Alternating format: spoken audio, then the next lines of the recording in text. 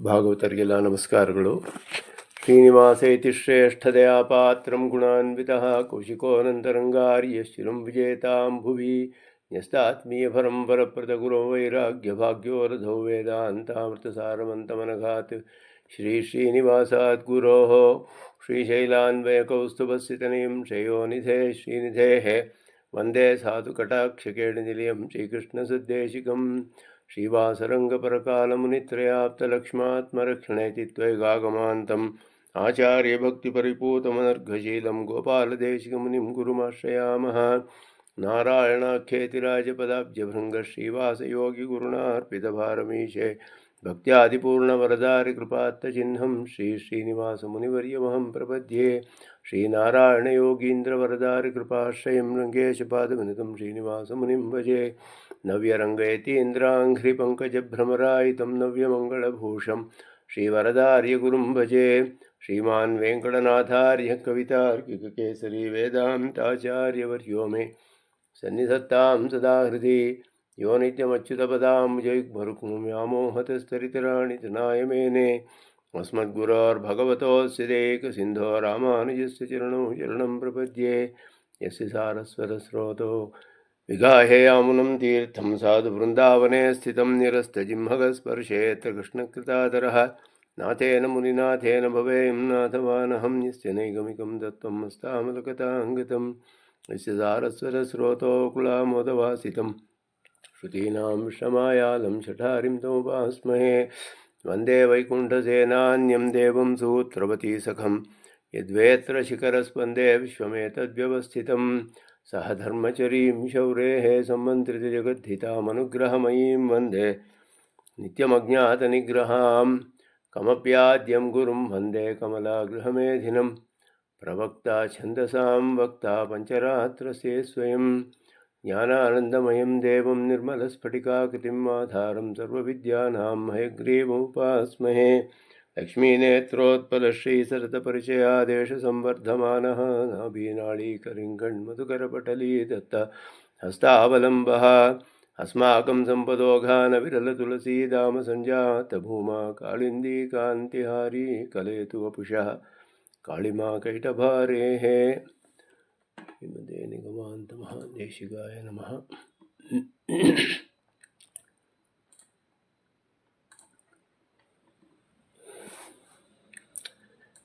ತತ್ವಮುಕ್ತ ಕಲಾಪ ಎರಡನೆಯ ಸರ ಜೀವಸರದಲ್ಲಿ ಕಡೆಯ 5-6 ಶ್ಲೋಕಗಳು ಉಳಿದಿದೆ. ಅದರಲ್ಲಿ ಸಾಂಖ್ಯರ ಮೋಕ್ಷ ಸ್ವರೂಪವನ್ನು, ವೈಶೇಷಿಕರ ಮತದಲ್ಲಿ ಮೋಕ್ಷ ಸ್ವರೂಪ ಹೇಗೆ ಶ್ರುತಿಗೆ ವಿರುದ್ಧವಾದದ್ದು ಅನ್ನೋದನ್ನು ಖಂಡನೆ ಮಾಡಿ, ಅವರು ನ್ಯಾಯದಿಂದಲೇ ಅನುಮಾನದಿಂದಲೇ ಇದೆಲ್ಲ ಸ್ಥಾಪನೆ ಮಾಡ್ತಾರೆ. ಆದರೆ ಶ್ರುತಿಗೆ ವಿರುದ್ಧವಾಗಿದೆ. ಅನುಮಾನದಲ್ಲಿ ಅತೀಂದ್ರಿಯ ವಿಷಯಗಳಿಗೆ ವ್ಯಾಪ್ತಿಯೂ ಇಲ್ಲ. ಆದರೂ ಅನುಮಾನವನ್ನು ಉಪಯೋಗಿಸಿಯೇ ಅದನ್ನು ಸಾಧನೆ ಮಾಡ್ತಾರೆ. ಅದನ್ನು ಶ್ರುತಿಗೆ ವಿರುದ್ಧವಾಗಿದೆ ಅಂತ ಹೇಳಿ ಕಡೆಯಲ್ಲಿ ಇಲ್ಲಿ ಸ್ವಾಮಿ ದೇಶಿಕನ್ ಸ್ಪಷ್ಟವಾಗಿ ನಿಗಮವಿಲ್ಲಿಪ್ಸಿತೆ ಮುಕ್ತಿಮೇತಾಂ ಕೈಹ ನಿಗಮವಿತ್ ಲಿಪ್ಸತೆ. ಶ್ರುತಿಯನ್ನು ತಿಳಿದವರು ಯಾರು ಇದನ್ನು ಇಚ್ಛೆ ಪಡ್ತಾರೆ, ಈ ರೀತಿ ಸಾಧ್ಯಹೀನ ದೃಷ್ಟಾಂತ. ಯಾಕೆಂದರೆ ಅತೀಂದ್ರಿಯವಾದ ವಿಷಯಕ್ಕೂ ಇಲ್ಲಿ ಇಂದ್ರಿಯಗಳಿಂದ ನಮಗೆ ತಿಳಿಯುವ ವಿಷಯಕ್ಕೂ ವ್ಯಾಪ್ತಿ ಇಲ್ಲ. ಆದ್ದರಿಂದ ಇಲ್ಲಿ ಈ ಹೇತುಗಳನ್ನು ಹೇಳಿ ವ್ಯಾಪ್ತಿಯೇ ಇಲ್ಲದ ಸಾಧ್ಯವನ್ನು ಸಾಧಿಸೋಕ್ಕಾಗೋದಿಲ್ಲ. ನಿಯತವಾದ ಸಂಬಂಧ ಇರಬೇಕು. ವ್ಯಾಪ್ತಿ ಹೇತುವಿಗೂ ಸಾಧ್ಯಕ್ಕೂ ವ್ಯಾಪ್ತಿ ಇರಬೇಕು. ವ್ಯಾಪ್ತಿ ಇಲ್ಲದೆ ಇರೋದರಿಂದ ಇದು ಸಾಧ್ಯವಿಲ್ಲ ಅನ್ನೋದು ಹೇಳಿ ಅದನ್ನು ತಳ್ಳಿ ಹಾಕಿದ್ರು ನೈಯಾಯಿಕರು. ವೈಶೇಷಿಕರ ಮತ, ನೈಯಾಯಿಕರು ಅದುವೇ ಮೋಕ್ಷ ಸ್ವರೂಪ. ಮುಂದೆ ಸಾಂಖ್ಯರ ಮೋಕ್ಷ ಸ್ವರೂಪವನ್ನು ವರ್ಣನೆ ಮಾಡಿ ಅದರ ಖಂಡನೆ ಮಾಡಿ, ಅದಾದ ಮೇಲೆ ಜೀವನ್ಮುಕ್ತಿ, ಬಾಧಿತಾನುವೃತ್ತಿ ಮೊದಲ ಅದ್ವೈತ ಪಕ್ಷದ 2 ಇದನ್ನು ಒಂದು ಶ್ಲೋಕದಲ್ಲಿ, ಎಲ್ಲ ಪ್ರತಿಪಕ್ಷಗಳ ಮೋಕ್ಷ ಸ್ವರೂಪವನ್ನೆಲ್ಲ ಒಂದು ಶ್ಲೋಕದಲ್ಲಿ, ಅಲ್ಲಿಗೆ ಜೀವಸರದ ಅದು ಮುಗಿಯುತ್ತೆ. ಇನ್ನೊಂದು 5-6 ಶ್ಲೋಕಗಳಿದೆ. ಈಗ ಸಾಂಖ್ಯ ಸ್ವರೂಪದ, ಸಾಂಖ್ಯ ಸಿದ್ಧಾಂತದಲ್ಲಿ ಮೋಕ್ಷ ಸ್ವರೂಪವನ್ನು ಹೇಗೆ ಅವರು ವರ್ಣನೆ ಮಾಡ್ತಾರೆ ಅನ್ನುವ ವಿಷಯ.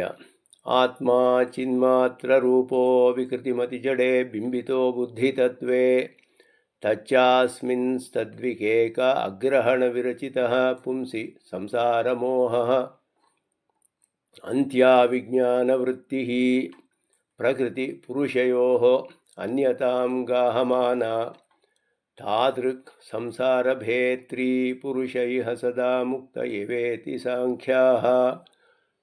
ಸಾಂಖ್ಯರ ಸಿದ್ಧಾಂತದಲ್ಲಿ ಮೋಕ್ಷದ ಸ್ವರೂಪವನ್ನು ಇಲ್ಲಿ ನಿರೂಪಣೆ ಮಾಡ್ತಾರೆ. ಮೊದಲು ಅದನ್ನು ಹೇಳಿ ಮುಂದಿನ ಶ್ಲೋಕದಲ್ಲಿ ಅದರ ನಿರಸನವನ್ನು ಮಾಡುವಂಥದ್ದು.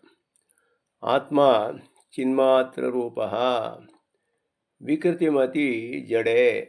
ಇವರು ಕೂಡ ಅದ್ವೈತ ದರ್ಶನದಂತೆಯೇ ಚಿನ್ಮಾತ್ರ ಆತ್ಮ.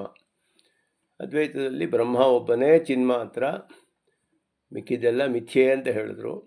ಸಾಂಖ್ಯರು ಅನೇಕ ಆತ್ಮರುಗಳನ್ನು ಒಪ್ಕೊಳ್ತಾರೆ. ಬ್ರಹ್ಮವಿಲ್ಲ, ಜೀವ, ಪ್ರಕೃತಿ, ಪುರುಷ ಎರಡು ತತ್ವ.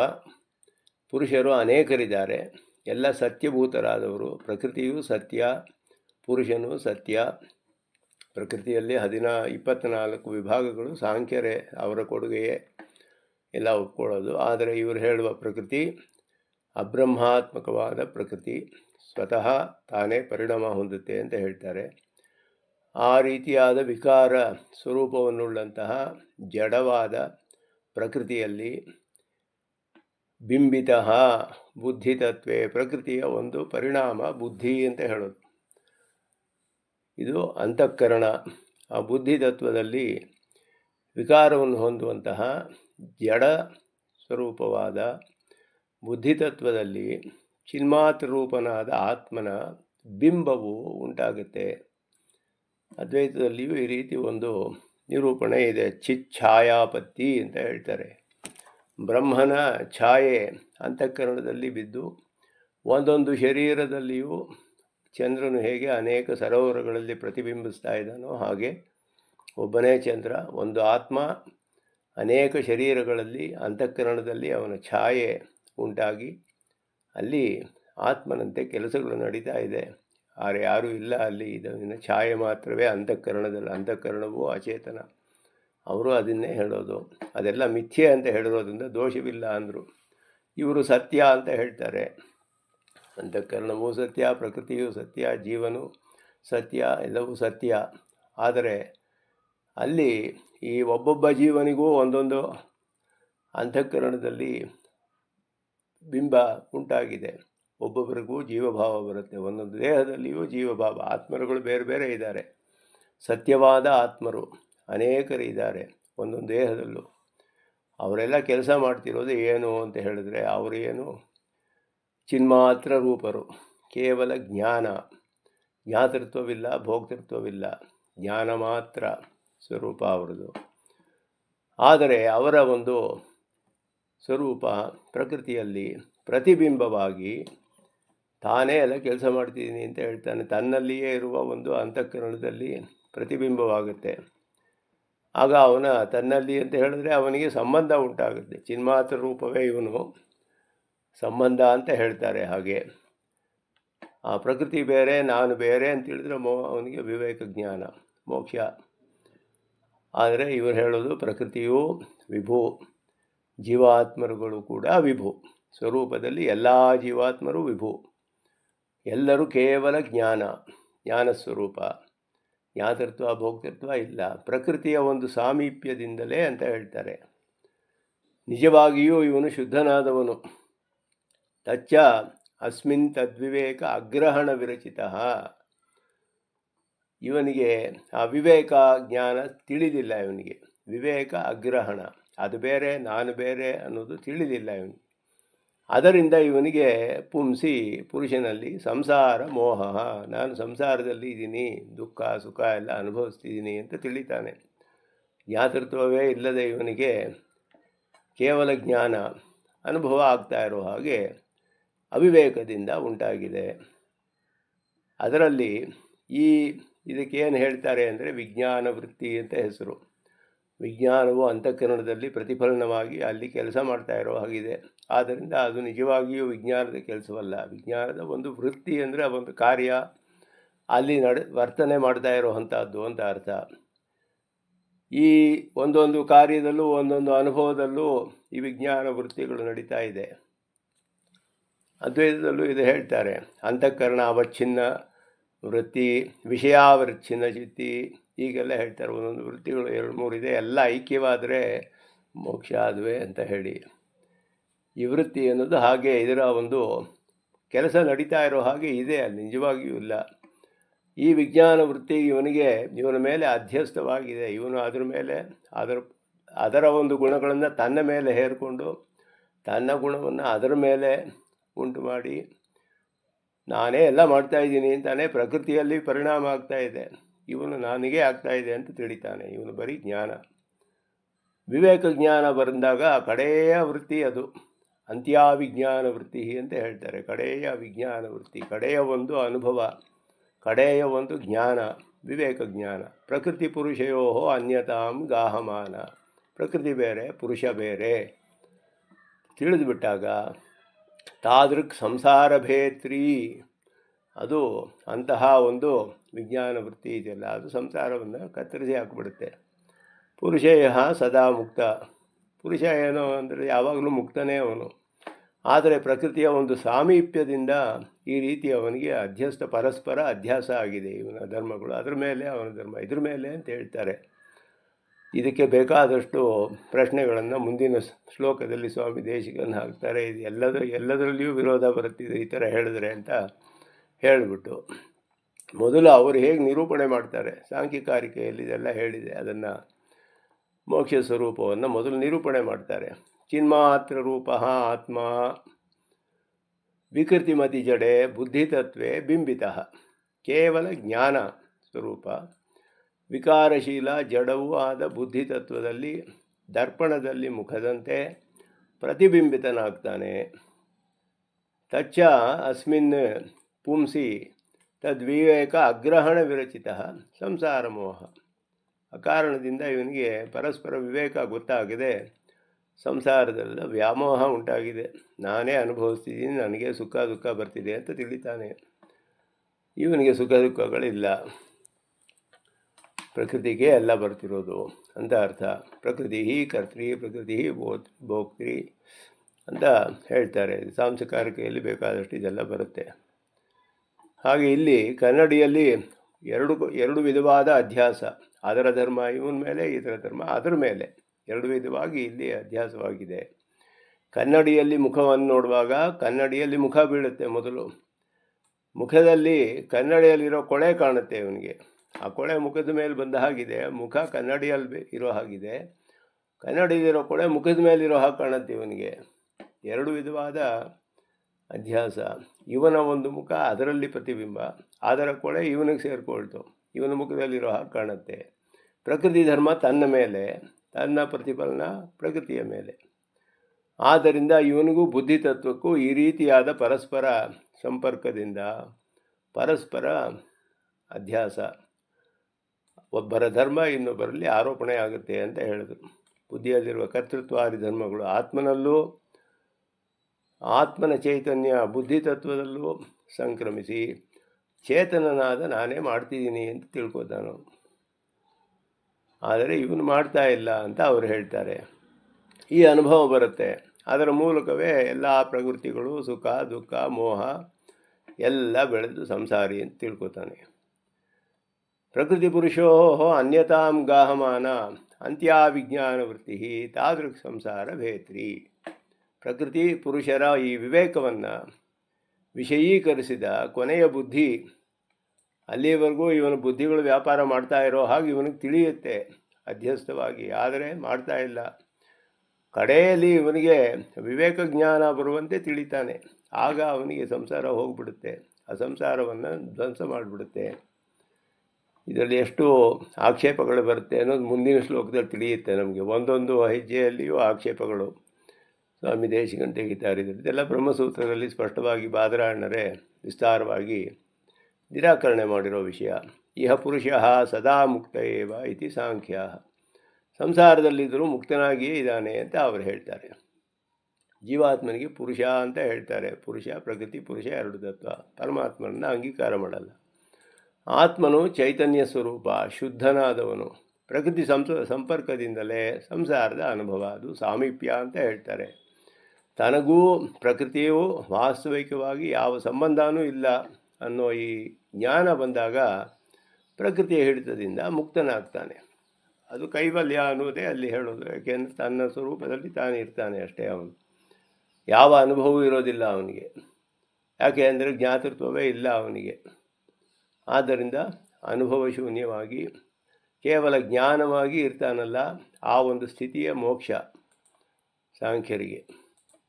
ಅದನ್ನು ಮೊದಲು ನಿರೂಪಣೆ ಮಾಡಿದ್ರು. ಇವರು ಹೇಗೆ ಅವರು ಹೇಳ್ತಾರೆ, ಪ್ರಕೃತಿಯ ಮೋಕ್ಷದ ಸ್ವರೂಪ ಎಲ್ಲರೂ ಒಂದೊಂದು ರೀತಿಯಲ್ಲಿ ವಿಚಾರ ಮಾಡ್ತಾರೆ. ಇದನ್ನೇ ಕಠೋಪನಿಷತ್ತಿನಲ್ಲಿ ನಚಿಕೇತನ 3ನೇ ಪ್ರಶ್ನೆಯಲ್ಲಿ ಕೇಳುವಂತಹ ವಿಷಯ. ಎಂ ಪ್ರೇತೆ ವಿಚಿಕಿತ್ಸಾ ಮನುಷ್ಯ ಅಸ್ತಿ ಇತ್ಯೇಕೆ ನಾಸ್ತಿ ಇತಿ ಚ ವಿಪ್ರತಿಪತ್ತಿಗಳು ಬಂದು. ಆದ್ದರಿಂದ ಈ ರೀತಿಯಾದ ವಿಪ್ರತಿಪತ್ತಿಗಳು ಬೇಕಾದಷ್ಟು ಇದೆ. ನಾಯಮಸ್ತಿ ಇತಿ ಚೈಕೆ ಏತದ್ವಿದ್ಯಾಂ ಅಂತ ಹೇಳ್ದ ಅವನು. ಅನುಶಿಷ್ಟಸ್ತ್ವಯಾಹಂ ಅಸ್ತಿ ಇತ್ಯೇಕೆ ನಾಯಮಸ್ತಿ ಇತಿ ಚೈಕೆ ಹೇಳಿದಾಗ ಒಬ್ಬೊಬ್ಬರು ಒಂದೊಂದು ವಿಷಯದಾಗ ತಿಳಿತಾರೆ, ಒಂದೊಂದು ವಿಧವಾಗಿ ಊಹೆ ಮಾಡಿ ತಿಳಿದಿದ್ದಾರೆ ಮೋಕ್ಷ ಸ್ವರೂಪವನ್ನು. ಅದನ್ನು ಸಂಸ್ಕೃತದಲ್ಲಿ ವ್ಯಾಖ್ಯಾನದಲ್ಲಿಯೂ ಒಂದು ಸ್ವಲ್ಪ ವಿಷಯಗಳು ಅಧಿಕವಾಗಿ ಸ್ಪಷ್ಟವಾಗಿರುತ್ತೆ. ಇಲ್ಲಿ ಏವಂ ವರ್ಣಿತೆ ಸಾಂಖ್ಯಮತೆ ಅನುಪಪತ್ತಿ ಪ್ರದರ್ಶಯತಿ ದರ್ಪಣಮುಖದೃಷ್ಟಾಂತೇನ ಪುರುಷ ಬುದ್ಧಿತತ್ವಯೋ ಬಿಂಬ ಪ್ರತಿಬಿಂಬ ಭಾವ ಕಿಲ ಉಕ್ತಃ. ಇದು ಮುಂದಿನ ಶ್ಲೋಕಕ್ಕೆ ಹೊರಟೋದ್ವಿ ಆಗಲೇ. ಇದು ಹಿಂದಿನ ಶ್ಲೋಕದಲ್ಲಿ ಇದೀವಿ ಇನ್ನು. ಅಲ್ಲಿ ಎಲ್ಲ ಪ್ರಶ್ನೆಗಳನ್ನು ಹಾಕ್ತಾರೆ. ಬಿಂಬ ಪ್ರತಿಬಿಂಬ ರೂಪವನ್ನೇ ನೋಡಲಿಲ್ಲ. ಆತ್ಮ ಚಿನ್ಮಾತ್ಮರೂಪೋ ವಿಕೃತಿಮತಿ ಜಡೆ ಬಿಂಬಿತೋ ಬುದ್ಧಿತತ್ವೇ ಆತ್ಮ ಚಿನ್ಮಾತ್ರ ರೂಪ ಅಂತ ಹೇಳೋದು. ಮೋಕ್ಷ ಸ್ವರೂಪಂ ನಿರಾಕರಿಷ್ಯನ್ ಪ್ರಥಮಂ ಸತ್ಸಮ್ಮತಂ ಬಂಧಸ್ವರೂಪಂ ವರ್ಣಯತಿ. ನಿರಾಕರಿತು ಇಚ್ಛನ್ ನಿರಾಕರಿಷ್ಯನ್ ನಿರಾಕರಣೆ ಮಾಡೋದಕ್ಕೋಸ್ಕರ ಮೋಕ್ಷ ಸ್ವರೂಪವನ್ನು ಹೇಳ್ತಾರೆ. ಆತ್ಮ ಇತ್ಯಾದಿ ಚಿನ್ಮಾತ್ರ ರೂಪ. ಇಲ್ಲೇನು ಪ್ರಿಂಟಿಂಗ್ ಮಿಸ್ಟೇಕ್ ಇದೆ. ಆತ್ಮ ಚೈತನ್ಯ ಮಾತ್ರ ಸ್ವರೂಪ ನತು ಚೈತನ್ಯ ಗುಣಕಃ. ಏತಾದೃಶಃ ಆತ್ಮ ವಿಕೃತಿಮತಿ ಮಹದಾದಿರೂಪೇಣ ವಿಕಾರಭಾಜಿ. ಮಹತ್ವ ಅಹಂಕಾರ ಮೊದಲಾದ ರೂಪದಿಂದ ವಿಕಾರ ಹೊಂದುವಂತಹ ಪ್ರಕೃತಿ ವಿಕೃತೆಯ ಸಪ್ತ ಮೂಲ ಪ್ರಕೃತಿ ಅವಿಕೃತಿ ಅಂತ ಹೇಳಿ ಮಹದಾದೇಯ ಪ್ರಕೃತಿ ವಿಕೃತೆಯ ಸಪ್ತ ಷೋಡಶಕಶ್ಚ ವಿಕಾರ ನ ವಿಕೃತಿ ನ ಪ್ರಕೃತಿ ಪುರುಷಃ ಅಂತ ಇದು ಸಾಂಖ್ಯಕಾರಿಕೆಯಲ್ಲಿ ಅವರು ನಿರೂಪಣೆ ಮಾಡೋದು. ಪ್ರಕೃತಿ 24 ವಿಧವಾಗಿ, ಮೂಲ ಪ್ರಕೃತಿ ಅವಿಕೃತಿ, ಅದು ಯಾವುದರ ಒಂದು ವಿಕಾರವೂ ಅಲ್ಲ, ಅದು ನಿತ್ಯವಾದದ್ದು. ಹಾಗೆ ಒಪ್ಕೊಳ್ಳದೆ ಹೋದರೆ ಅನವಸ್ಥೆ ಬರುತ್ತೆ. ಆದ್ದರಿಂದ ಇದು ಒಪ್ಕೊಳ್ಬೇಕು ಅಂತ ಅವರು ತರ್ಕದಲ್ಲಿ ಸ್ಥಾಪನೆ ಮಾಡ್ತಾರೆ, ಪ್ರಧಾನ ಅಂತ ಹೇಳಿ. ಪುರುಷನು ವಿಕೃತಿಯೂ ಅಲ್ಲ ಪ್ರಕೃತಿಯೂ ಅಲ್ಲ. ನ ಪ್ರಕೃತಿ ವಿಕೃತಿ ಪುರುಷ. ಯಾರ ಒಂದು ವಿಕಾರವೂ ಇಲ್ಲ, ಅವನಿಗೆ ವಿಕಾರವೂ ಇಲ್ಲ. ಆದ್ದರಿಂದ ಅವನು ಯಾವುದಕ್ಕೂ ಕಾರಣವಾಗುವುದಿಲ್ಲ, ಅವನಿಗೆ ಯಾರು ಕಾರಣರೂ ಇಲ್ಲ. ಪ್ರಕೃತಿ ನ ವಿಕೃತಿ, ಕಾರಣ ಕಾರ್ಯ ಅಂತ. ಆದರೆ ಪ್ರಕೃತಿ ಅನ್ನೋದು ಪರಿಣಾಮ ಹೊಂದುತ್ತೆ, ತಾನೇ ಪರಿಣಾಮ ಹೊಂದುತ್ತೆ ಅಂತ ಹೇಳೋದು. ಪುರುಷನ ಸಾಮೀಪ್ಯ ಬಂದರೆ ಪರಿಣಾಮ ಹೊಂದಕ್ಕೆ ಆರಂಭಿಸಿಬಿಡುತ್ತೆ. ಜಡೆ ಚೇತನ ಭಿನ್ನೆ ಬುದ್ಧಿತತ್ವೆ. ಚೇತನವಲ್ಲದ ಪ್ರಕೃತಿ ಪರಿಣಾಮಭೂತೆ ಮಹತ್ವಾಖ್ಯೆ ಬುದ್ಧಿತತ್ವೆ. ಮಹತ್ ಅನ್ನೋದಕ್ಕೆ ಬುದ್ಧಿ ಅಂತ ಅವರು ಪಾರಿಭಾಷಿಕ ಶಬ್ದ, ಅವರು ಬುದ್ಧಿ ಅಂತಲೇ ಹೇಳ್ತಾರೆ ಅದಕ್ಕೆ. ಬಿಂಬಿತಃ ಪ್ರತಿಬಿಂಬಿತೋ ಭವತಿ ತಚ್ಚ ಬುದ್ಧಿತತ್ವಂ ಚ ಅಸ್ಮಿನ್ ಪುರುಷತತ್ವೇ ಬಿಂಬಿತಂ ಭವತಿ. ತತ್ ವಿವೇಕ ಅಗ್ರಹಣ ವಿರಚಿತಃ ಬುದ್ಧಿತತ್ವ ಪುರುಷತತ್ವಯೋ ವಿವೇಕ ಅಗ್ರಹಣೇನ.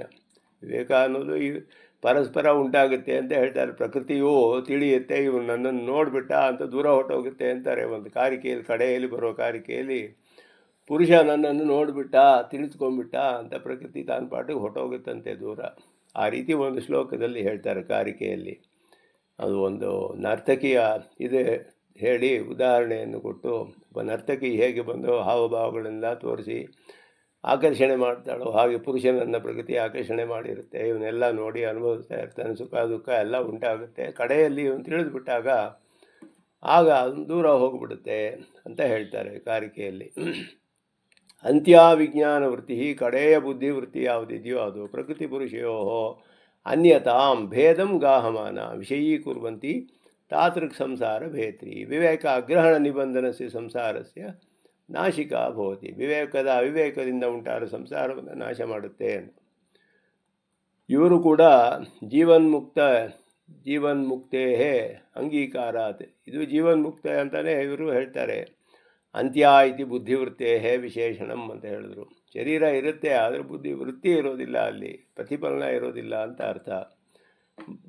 ಅದು ಜೀವನ್ಮುಕ್ತಿಯಲ್ಲಿ ಶರೀರ ಸ್ವಲ್ಪ ಕಾಲ ಮುಂದುವರಿಬಹುದು ಸಂಪರ್ಕ, ಆದರೆ ವೃತ್ತಿಗಳು ಇರೋದಿಲ್ಲ ಅಲ್ಲಿ ವಿವೇಕ ಬಂದ ಮೇಲೆ ಅಂತ ಹಾಗೆಯೂ ಒಂದು ನಿರೂಪಣೆ ಮಾಡ್ತಾರೆ.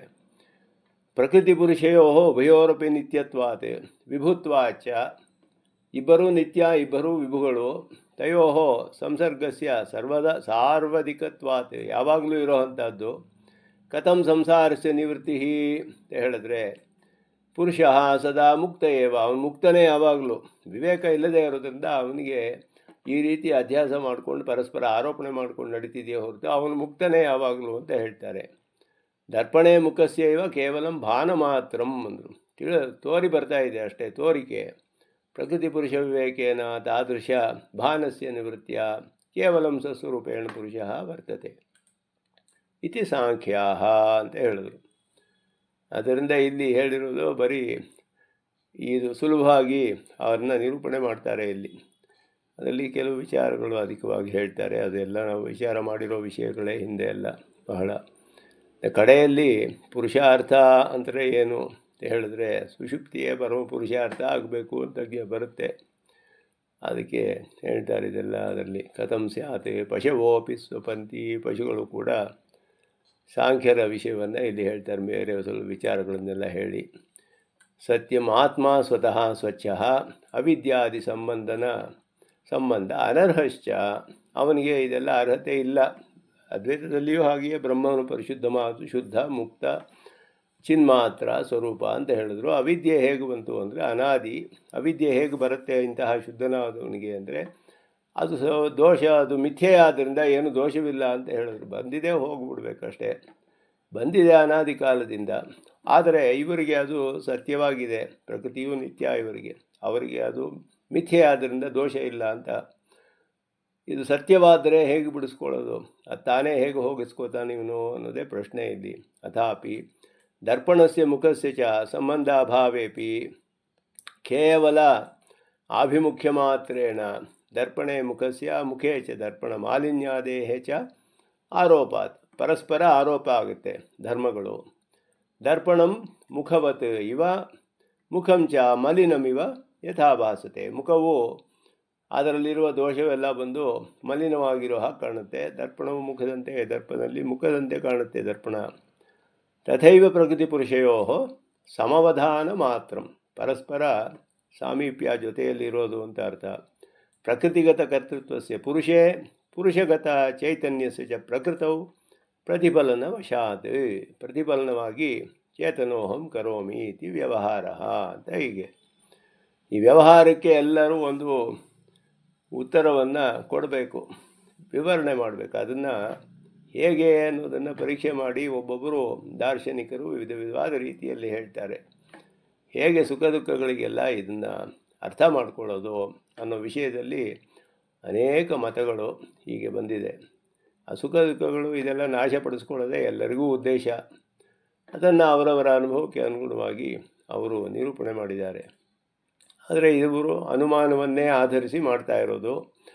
ಅನುಮಾನ ಆಧರಿಸಿ ಮಾಡೋದರಿಂದ ಅದರಲ್ಲಿ ಅನೇಕ ಸಂಶಯಗಳು ಬರುತ್ತೆ, ನಮಗೆ ಅನೇಕ ಆಕ್ಷೇಪಗಳು ಬರುತ್ತೆ. ಪರಿಹಾರ ಮಾಡೋದು ಕಷ್ಟ. ಶ್ರುತಿ ಪ್ರಮಾಣ ಇರೋದರಿಂದ ಶ್ರುತಿಯಲ್ಲಿ ಎಲ್ಲ ಅವಿರುದ್ಧವಾಗಿ ಎಲ್ಲ ಕಡೆಯೂ ಎಲ್ಲವೂ ಹೇಳಲ್ಪಟ್ಟಿದೆ. ಅಂದರೆ ಪ್ರಕೃತಿ ಸಾನ್ನಿಧ್ಯ ನಿಬಂಧನ, ಸನ್ನಿಧಿ ಅಷ್ಟೇ ಅಂತ ಹೇಳಿದ್ರು. ಚೇತನೋಹಮಿತಿ ಪುರುಷ ಸಾನ್ನಿಧ್ಯ ನಿಬಂಧನ. ಪರಸ್ಪರ ಆರೋಪಾತ್ ಪರಸ್ಪರ ವಿವೇಕ ಅಗ್ರಹ ಪ್ರಯುಕ್ತ ವಿಶಿಷ್ಟ ಆರೋಪ ಮೂಲಕ ವಿಶಿಷ್ಟ ವ್ಯವಹಾರ. ಅದರಿಂದ ಇವನಿಗೆ ಪ್ರಕೃತಿ ಸಂಸರ್ಗದಿಂದ ತಾನು ಪ್ರಕೃತಿಯೊಡನೆ ಗಾಢವಾಗಿ ಸೇರಿಬಿಟ್ಟಿದ್ದೀನಿ ಅಂತ ತಿಳಿತಾನೆ. ಅದರ ಸಾಮೀಪ್ಯವಿದೆ ಅಂತ ಹೇಳ್ತಾರೆ. ವಿವೇಕ ಗ್ರಹಣೆ ಚ ನಾಹಂ ಕರೋಮಿ ಚೇತನೋ ಜಾನಾತಿ ಪ್ರಕೃತಿರಪಿ ತದ್ವಿಷಯೇ ಉದಾಸ್ತೆ. ಉದಾಸೀನವಾಗಿ ಇರುತ್ತೆ ಅಂತ ಹೇಳಿದ್ರು. ಆದ್ದರಿಂದ ಇದು ಪುರುಷೋಪಿ ಜಾತ ವಿವೇಕ ಕೇವಲಂ ಸಾಕ್ಷಿ ಇವ ಅಸಂಗ ಉದಾಸೀನ ಸ್ವಭಾವ ಅಷ್ಟೇ. ಅದು ಅವನ ನಿಜವಾದ ಸ್ವಭಾವ ಹಾಗೆಯೇ. ಆದರೆ ಇದರ ಸಾಮೀಪ್ಯದಿಂದ ಈ ರೀತಿಯೆಲ್ಲ ಅವನಿಗೆ ಅಧ್ಯಾಸವಾಗಿದೆ ಅಂತ ಹೇಳಿದ್ರು, ಆರೋಪಣೆ ಮಾಡಿಕೊಂಡು ಪರಸ್ಪರ. ಅದರಿಂದ ಈ ಅವಸ್ಥೆ ಯಾವತ್ ಶರೀರಪಾತಂ ಜೀವನ್ಮುಕ್ತ ಅವಸ್ಥಾ. ಏಕೆಂದರೆ ಶರೀರ ಹೋಗಿರಲ್ಲ, ಇನ್ನು ವಿವೇಕ ಬಂದಿದ್ದರೂ ಶರೀರ ಹೋಗಿರೋದಿಲ್ಲ. ಅದ್ವೈತದಲ್ಲಿ ಹೇಗೆ ಅವನಿಗೆ ಬ್ರಹ್ಮಜ್ಞಾನ ಐಕ್ಯಜ್ಞಾನ ಬಂದಿದ್ದರೂ ತತ್ವಮಸಿ ಮೊದಲಾದ ವಾಕ್ಯದಿಂದ ಶರೀರ ಮುಂದುವರಿಬಹುದು, ಬಾಧಿತಾನುವೃತ್ತಿ ಅಂತ ಹೇಳ್ತಾರೆ. ಅದನ್ನು ಮುಂದೆ 2 ಶ್ಲೋಕ ಆದಮೇಲೆ ಆ ಬಾಧಿತಾನುವೃತ್ತಿಯನ್ನು ಪರೀಕ್ಷೆ ಮಾಡ್ತಾರೆ ಸ್ವಾಮಿ ದೇಶಿಕನ್. ಹಾಗೆ ಜ್ಞಾನ ಬಂದರೂ ಶರೀರ ಸ್ವಲ್ಪ ಕಾಲ ಮುಂದುವರಿಯಬಹುದು. ಹಾಗೆಯೇ ಇವರು ಕೂಡ ಹೇಳ್ತಾರೆ, ಶರೀರೇ ಪತಿತೇಚ ಸಂಪೂರ್ಣ ವಿಮುಕ್ತ ಕೇವಲೋ ಭವತಿ ಅಂತ ಅರ್ಥ. ಇಲ್ಲಿ ಶರೀರ ಪತಿತೇಪಿ ಪ್ರಕೃತಿ ಪುರುಷೋ ಉಭಯೋರಪಿ ವಿಭುತ್ವಾತ್ ಸಂಬಂಧ ಅವರ್ಜನೀಯ. ವಿಭುಗಳಾದ ಇಬ್ಬರಿಗೆ ಹೇಗೆ ಸಂಬಂಧ ತಪ್ಪಿಸ್ಕೊಳ್ಳೋದು ಅನ್ನೋದು ಪ್ರಶ್ನೆ. ಹಾಗೆ ಆದ್ದರಿಂದ ಮುಕ್ತನೂ ಯಾಕೆ ಸಂಸಾರಕ್ಕೆ ಬರಬಾರ್ದು, ಸಾಮೀಪ್ಯ ಇದ್ದೇ ಇದೆಯಲ್ಲ ಅವನಿಗೆ ಅಂತ ಹೇಳಿದ್ರೆ, ಸಂಬಂಧವೇ ಸಂಸಾರಕ್ಕೆ ಕಾರಣವಲ್ಲ, ಆದರೆ ಕರ್ಮವಾಸನ ಅಂತ ಹೇಳಿದ್ರು. ಕರ್ಮವಾಸನೆಯನ್ನು ಒಪ್ಕೊಳ್ಬೇಕು, ಅದು ಹೋಗ್ಬಿಟ್ಟಿದೆ. ಆದ್ದರಿಂದ ಇವನಿಗೆ ಅವಿವೇಕ ಬರೋದಿಲ್ಲ ಇನ್ನು ಮೇಲೆ ಅಂತ ಹೇಳಿದ್ರು. ಕರ್ಮವಾಸನೆ ಎಲ್ಲಿ ಬರುತ್ತೆ, ಜ್ಞಾತೃತ್ವವೇ ಇಲ್ಲದೆ ಇವನಿಗೆ ಹೇಗೆ ಬರುತ್ತೆ, ಇದೆಲ್ಲವೂ ಪ್ರಶ್ನೆ ಇಲ್ಲಿ. ಸಾಂಖ್ಯಮತದಲ್ಲಿ ಈ ರೀತಿ ಹೇಳ್ತಾರವರು. ಆದ್ದರಿಂದ ಇಲ್ಲಿ ಅವನ ಹೇಗೆ ಬಿಡಿಸ್ಕೊಳ್ತಾನೆ ಅನ್ನೋದೇ ದೊಡ್ಡ ಪ್ರಶ್ನೆ ಇಲ್ಲಿ. ಅದರಲ್ಲಿ ಆಕ್ಷೇಪಗಳು ಎಷ್ಟು ಬರುತ್ತೆ ಸ್ವಾಮಿ ದೇಶಿಕನ್ ತೋರಿಸ್ತಾರೆ. ಇದೆಲ್ಲ ಬ್ರಹ್ಮಸೂತ್ರದಲ್ಲಿ ಹೇಳಿರುವಂಥ ವಿಷಯಗಳೇ ಅನೇಕ ಕಡೆ ಬಂದಿದೆ. ನಿರೂಪೇ ಬಿಂಬತತ್ವಂ ಕ್ವನುಭವತಿ ಕಥಂ ರೂಪಶೂನ್ಯಸ್ಯ ತತ್ಸ್ಯಾತ್ ನಿರ್ಲೇಪೇ ಸಂಸೃಸಿಕ್ಕ ಕಥಮತಿ ವಿಶದೋ ನಿಷ್ಕ್ರಿಯಶ್ಚೈಷ ಮುಹ್ಯೇತ್ ನಿತ್ಯಂ ವಾಕ್. ಬಿಂಬಿತತ್ವಂ, ಹೌದು, ನಿರೂಪೇ ಬಿಂಬಿತತ್ವಂ ಕ್ವನುಭವತಿ ಕಥಂ ರೂಪಶೂನ್ಯಸ್ಯ ತತ್ಸ್ಯಾತ್. ಬಿಂಬ ಅಂತ ಅರ್ಥ. ನಿರ್ಲೇಪೆ ಸಂಸೃತಿಕ್ಕ ಕಥಮತಿ ವಿಶದೋ ನಿಷ್ಕ್ರಿಯಶ್ಚೈಷ ಮುಖ್ಯೇದ್ ನಿತ್ಯಂ ವಾ ಕಿನ್ನ ಮುಖ್ಯೇದುಪದಿಭಿಃ ಇತರೈಃ ವೇತ್ತು ಭೇದಂ ಕಥಂ ವಾ ಕೋ ವಾ ಮೋಕ್ಷಃ ಅದ್ಯ ಪುಂಸಃ ಪ್ರಥಮಮಪಿ ನ ಖಲು ಅಸ್ಯ ದುಃಖಾದಿಗಂಧಃ. ಎಷ್ಟು ಎಲ್ಲ ಪ್ರಶ್ನೆಗಳೇ ಇದು. ಒಂದೊಂದು ಲೈನಲ್ಲೂ 4 ಪ್ರಶ್ನೆಗಳು ಹಾಕ್ತಾರೆ ಇವರು. ನಿರೂಪೇ ಬಿಂಬಿತತ್ವಂ ಕ್ವನುಭವತಿ. ಬಿಂಬತತ್ವಂ ಅಂತ ತಪ್ಪಾಗಬಹುದು. ಬಿಂಬಿತತ್ವಂ ಕ್ವನುಭವತಿ. ನಿರೂಪದಲ್ಲಿ ರೂಪವಿಲ್ಲರುವಂತಹ ಒಂದು ಬುದ್ಧಿತತ್ವಕ್ಕೆ ರೂಪವಿಲ್ಲ, ಅವ್ಯಕ್ತ. ಅದು ಅವ್ಯಕ್ತವಾದ ವಸ್ತುದಲ್ಲಿ ಪ್ರತಿಬಿಂಬ ಹೇಗೆ ಉಂಟಾಗುತ್ತೆ ಅನ್ನೋದು ಪ್ರಶ್ನೆ. ಪ್ರತಿಬಿಂಬ ಆಗಬೇಕಾದ್ರೆ ರೂಪವಿರುವ ಪದಾರ್ಥದಲ್ಲಿ ಆಗಬೇಕು. ರೂಪಶೂನ್ಯವಾದ ವಸ್ತು ಬುದ್ಧಿಯಲ್ಲಿ ಪ್ರತಿಬಿಂಬ ಹೇಗೆ ಸಂಭವ ಅನ್ನೋದು. ಅದಕ್ಕೆ ಛಾಯಾಪತ್ತಿ ಅಂತ ಹೇಳಿದ್ರು. ಇದು ಪ್ರತಿಬಿಂಬವಲ್ಲ, ಅದರ ಛಾಯೆ ಅಂತ ಅದ್ವೈತದಲ್ಲಿ ಹೇಳ್ತಾರೆ. ಛಾಯೆಯ ಹೊರತು ಪ್ರತಿಬಿಂಬವಲ್ಲ ಅಂತ. ಛಾಯೆಯು ಕೂಡ ಅದರಲ್ಲಿ ಬಿದ್ದು ಅದು ಪ್ರತಿಫಲನವಾಗುತ್ತೆ ಅಂತ ಹಾಗೆ ಹೇಳ್ತಾರೆ. ಅದು ಹೇಗೆ ಪ್ರತಿಬಿಂಬ ಅನ್ನೋದು ಸಂಭವ. ರೂಪಶೂನ್ಯಸ್ಯ ತತ್ ಕಥಂ ಸ್ಯಾತ್. ರೂಪಶೂನ್ಯ ವಸ್ತು ಯಾವುದು, ಪುರುಷನಿಗೆ ಆದರೂ ಪ್ರತಿಬಿಂಬ ಹೇಗೆ ಬರುತ್ತೆ? ಇಬ್ಬರೂ ರೂಪಶೂನ್ಯರು. ರೂಪಶೂನ್ಯವಾದ ಪುರುಷನಿಗೆ ರೂಪಶೂನ್ಯವಾದ ಬುದ್ಧಿತತ್ವದಲ್ಲಿ ಪ್ರತಿಬಿಂಬ ಉಂಟಾಗಬೇಕು. ಆದ್ದರಿಂದ ಇದು ಎರಡೂ ಕೂಡ ಅಸಾಧ್ಯ. ಇವನಿಗೆ ಲೇಪವಿಲ್ಲದ ಪುರುಷ ನಿರ್ಲೇಪೇಕಾ ಸಂಸ್ಕೃತಿ. ಸಂಸಾರ ಹೇಗೆ ಬರುತ್ತೆ ಇವನಿಗೆ? ಸಂಸಾರ ಬಂಧ ಹೇಗೆ ಬರುತ್ತೆ? ಅತಿವಿಶದ ನಿಷ್ಕ್ರಿಯಶ್ಚ ಯಶಃ ಕಥಂ ಮುಖ್ಯೇತ್. ಇವನು ಸ್ವಚ್ಛನಾಗಿದ್ದಾನೆ, ನಿಷ್ಕ್ರಿಯನಾಗಿದ್ದಾನೆ, ಚಲನೆ ಇಲ್ಲ, ಸ್ವತಃ ಶುದ್ಧನಾದವನು. ಇವನಿಗೆ ಮೋಹ ಆದರೂ ಹೇಗೆ ಬರುತ್ತೆ? ನಿತ್ಯಂ ವಾ ಖಿನ್ನ ಮುಖ್ಯೇತ್. ಈ ಉಪಾಧಿಗಳ ಸಾನ್ನಿಧ್ಯ ಸದಾ ಇರೋದರಿಂದ ಮೋಹಿತನಾಗಿಯೇ ಯಾಕೆ ಇರೋದಿಲ್ಲ? ಆಗ ಯಾವಾಗಲೂ ನಿತ್ಯ ಸಂಸಾರಿಯೇ ಆಗಬೇಕು. ಆವಾಗ ಮೋಹ ಬರೋ ಹಾಗಿದ್ರೆ. ಭೇದಂ ವಾ ಕಥಂ ವೇತ್ತು. ಹೇಗೆ ತಿಳಿತಾನೆ ಇವನು? ಜ್ಞಾತೃತ್ವವೇ ಇಲ್ಲ ಇವನಿಗೆ. ಇಂತಹ ಸ್ಥಿತಿಯಲ್ಲಿ ಪ್ರಕೃತಿಗೂ ತನಗೂ ಭೇದವನ್ನು ಹೇಗೆ ತಿಳಿತಾನೆ? ಮೋಹ ಇರುವಾಗ ಅದು ತಿಳಿಯೋದು ಹೇಗೆ ಸಾಧ್ಯ? ಎಲ್ಲರೂ ವೇದಾಂತದಲ್ಲಿ ಹೇಳೋದು ಆಚಾರ್ಯ ಉಪದೇಶದಿಂದ ತಿಳಿಬೇಕು. ಆಚಾರ್ಯನು ಹೀಗೆಯೇ ಸಂಸಾರದಲ್ಲಿದ್ದಾನೆ ಇವರಿಗೆ. ಆಚಾರ್ಯ ಉಪದೇಶದಿಂದ ಹೇಗೆ ತಿಳಿಯೋದು? ಆಚಾರ್ಯ ಉಪದೇಶ ಆಗಬೇಕಾದ್ರೆ ಅವನಿಗೆ ಜ್ಞಾನ ಬಂದಿರಬೇಕು. ಅದ್ವೈತದಲ್ಲಿ ಜ್ಞಾನ ಬಂದಿರುತ್ತೆ, ಆದರೆ ಅವನು ಜೀವನ್ಮುಕ್ತನಾದ್ದರಿಂದ ಆ ಸ್ಥಿತಿಯಲ್ಲಿ ಉಪದೇಶ ಮಾಡಬಹುದು. ಅವನು ಅದ್ವೈತ ಜ್ಞಾನ ಬರದೇ ಉಪದೇಶ ಮಾಡೋಕ್ಕಾಗೋದಿಲ್ಲ. ಈ ಅದ್ವೈತ ಜ್ಞಾನ ಬಂದ ಮೇಲೆ ಮಾಡಬೇಕು. ತತ್ವಮಸಿಯಲ್ಲಿ ಜ್ಞಾನ ಬಂದ ಮೇಲೆ ಶರೀರ ಮುಂದುವರಿಯೋದರಿಂದ ಅವನು ಉಪದೇಶ ಮಾಡೋದು ಸಾಧ್ಯ ಅಂತ ಹೇಳ್ತಾರೆ, ಉಪದೇಶ ಮಾಡಬಹುದು ಅಂತ. ಆದರೆ ಅವನಿಗೂ ಅದ್ವೈತ ಜ್ಞಾನ ಬಂದಿರುತ್ತೆ. ಅಲ್ಲೂ ಅದೇ ಪ್ರಶ್ನೆ ನಾವು ಹಾಕ್ತೀವಿ. ಅದ್ವೈತ ಜ್ಞಾನ ಬಂದವನು ಶಿಷ್ಯನೇ ಇಲ್ಲ ಅಂತ ತಿಳಿದವನು ಹೇಗೆ ಉಪದೇಶ ಮಾಡ್ತಾನೆ ಅಂತ ಪ್ರಶ್ನೆ ಬರುತ್ತೆ. ಆದರೆ ಹಾಗೆ ನಡೀತಾ ಇದೆ ಅಂತ ಹೇಳ್ತಾರೆ.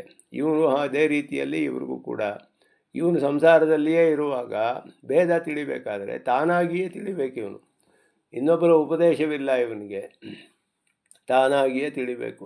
ಹೇಗೆ ತಿಳಿತಾನವನು? ಅದೇ ಪ್ರಶ್ನೆ. ಅದ್ಯ ಪುಂಸಃ ಕೋವಾ ಮೋಕ್ಷ. ಮೋಕ್ಷ ಅನ್ನೋದೇನು? ಈ ಪುರುಷನಿಗೆ ಯಾವುದು ತಾನೇ ಮೋಕ್ಷ ಅಂತ ಹೇಳಲ್ಪಡುತ್ತೆ? ಇವನಿಗೆ ಪ್ರಥಮಮಪಿ ದುಃಖಾದಿಗಂಧ ನಕಲು. ಹಿಂದೆಯೂ ಇರಲಿಲ್ವಲ್ಲ ಇವನಿಗೆ ಸಂಸಾರ ಬಂಧ ಬಂದುಬಿಟ್ರೆ ಹೇಗೆ ಮೋಕ್ಷವಾಗುತ್ತೆ? ಪರಿಶುದ್ಧನಾವನಿಗೆ ಸಂಸಾರ ಬಂಧ ಹೇಗೆ ಬರುತ್ತೆ? ಅವರು ಅವಿದ್ಯೆ ಅಂತ ಹೇಳಿದ್ರು, ಅನಾದಿಯಾದದ್ದು. ಇವರು ಸಾಮೀಪ್ಯ ಅಂತ ಹೇಳ್ತಾರೆ. ಪ್ರಕೃತಿಯ ಒಂದು ಸಾಮೀಪ್ಯದಿಂದಲೇ, ಸನ್ನಿಧಾನದಿಂದಲೇ ಬಂದುಬಿಡುತ್ತೆ ಅಂತ ಹೇಳ್ತಾರೆ. ಅದರಿಂದ ಇದರಲ್ಲಿ ಅಷ್ಟು ಅನುಪಪತ್ತಿಗಳು. ರೂಪವತ್ತಾದ ವಸ್ತುವಲ್ಲಿ ರೂಪವತ್ತಾದ ವಸ್ತುವೇ ಪ್ರತಿಬಿಂಬಿಸೋದು ಲೋಕದಲ್ಲಿರುವಂತಹ ನಿಯಮ. ಊಹೆ ಮಾಡಿ ನಾವು ರೂಪವಿಲ್ಲದ ವಸ್ತುವಲ್ಲಿಯೂ ರೂಪವಿಲ್ಲದ ವಸ್ತುವು ಪ್ರತಿಬಿಂಬ ಮಾಡಬಹುದು. ಯಾಕೆ ಅಂದರೆ ಈ ಪುರುಷನ ಚಟುವಟಿಕೆಗಳೆಲ್ಲ ನೋಡಿದ್ರೆ, ಸುಖ ದುಃಖ ಅನುಭವ ನೋಡಿದ್ರೆ ಹೀಗೆ ಆಗ್ತಿರಬೇಕು ಅಂತ ನಾವು ಊಹೆ ಮಾಡಬೇಕು ಅಂತ ಹೇಳ್ತಾರೆ. ಆದ್ದರಿಂದ ಆ ಊಹೆ ಮಾಡಿ ಈ ರೀತಿ ಅತೀಂದ್ರಿಯ ವಿಷಯಗಳನ್ನು ಸಾಧಿಸೋದೇ ಕಷ್ಟ. ಪುರುಷನು ಕೂಡ ರೂಪರಹಿತ, ಮಹತ್ತತ್ವವೂ ರೂಪರಹಿತ. ಬಿಂಬ ಪ್ರತಿಬಿಂಬ ಭಾವ ಹೇಗೆ? ಅಸಂಗ, ಉದಾಸೀನ ಸ್ವಭಾವ, ಯಾವ ಅಂಟು ಇಲ್ಲದವನು. ಸಂಸಾರ ಬಂಧಗಳು ಹೇಗೆ ಬರುತ್ತೆ? ನಿರ್ಲಿಪ್ತನಿಗೂ ಸಂಸಾರ ಭ್ರಮೆ ಬರೋದಾದರೆ ನಿವೃತ್ತಿಗೊಳಿಸೋದು ಹೇಗೆ ಅಂತ ಹೇಳಿದ್ರೆ ಇದು ಒಂದು ಪ್ರಶ್ನೆ. ಬಂಧ ಮೋಕ್ಷ, ಇದು ಭಾಷಿಕಾರರು ಅದ್ವೈತಕ್ಕೆಯೂ ಇದೇ ರೀತಿ ಕಾರಿಕೆಗಳನ್ನು ಮಾಡ್ತಾರೆ. ಜಿಜ್ಞಾಸಾಧಿಕರಣದಲ್ಲಿ ಬ್ರಹ್ಮನಿಗೆ ಅವಿದ್ಯೆ ಬಂದರೆ ಅಲ್ಲಿ ಎರಡು ಪಕ್ಷ ಅದ್ವೈತದಲ್ಲಿ, ಬ್ರಹ್ಮಾವಿದ್ಯೆ ಮತ್ತು ಜೀವನಿಗೆ ಅವಿದ್ಯೆ ಬರೋದು ಅಂತ. ಮೂಲಾವಿದ್ಯೆ, ತೂಲ ಎರಡು ಪಕ್ಷ ಇದೆ ಅಲ್ಲಿ. ಜೀವನಲ್ಲಿ ಇದೆಯೋ ಆಶ್ರಿತವಾಗಿದೆಯೋ, ಬ್ರಹ್ಮನಲ್ಲಿಯೇ ಅವಿಕ್ಷೆ ಆದರೆ ಬ್ರಹ್ಮನಿಗೆ ಅವಿದ್ಯೆ ಆದರೆ ಆ ಮೋಕ್ಷಗೊಳಿಸೋಕ್ಕೆ ಇನ್ನೊಬ್ಬ ಬ್ರಹ್ಮ ಬರಬೇಕಲ್ಲ, ಎಲ್ಲಿ ಬರ್ತಾನೆ ಅಂತ ಅಲ್ಲಿಯೂ ಕಾರಿಕೆಯಲ್ಲಿ ಪ್ರಶ್ನೆ ಮಾಡ್ತಾರೆ. ಹಾಗೆಯೇ ಇಲ್ಲಿಯೂ ಕೂಡ ಪ್ರಶ್ನೆ ಬರುತ್ತೆ. ಬಂಧ ಮೋಕ್ಷ ಎಲ್ಲ ಪ್ರಕೃತಿಗೆ ಹೊರತು ಪುರುಷನಿಗೆ ಯಾವುದೂ ಇಲ್ಲ ಅಂತ ಅವರು ಹೇಳ್ತಾರೆ. ಸಮಸ್ತ ವ್ಯವಹಾರಗಳು ಸುಳ್ಳಾಗಬೇಕು. ಸಾಂಖ್ಯ ಸಮ್ಮತ ಮುಕ್ತಿ ಸಮಂಜಸವಲ್ಲ. ಅದು ಅಷ್ಟೇ. ಇಲ್ಲಿ ಸುಲಭವಾಗಿ ಇದನ್ನು ಮುಂದೆಯೂ ಇದನ್ನೇ ಬಂಧಮೋಕ್ಷ ವ್ಯವಸ್ಥೆಯೇ ಸಾಧ್ಯವಿಲ್ಲ ಅಂತ ಇಲ್ಲಿ ಹೇಳ್ತಾರೆ.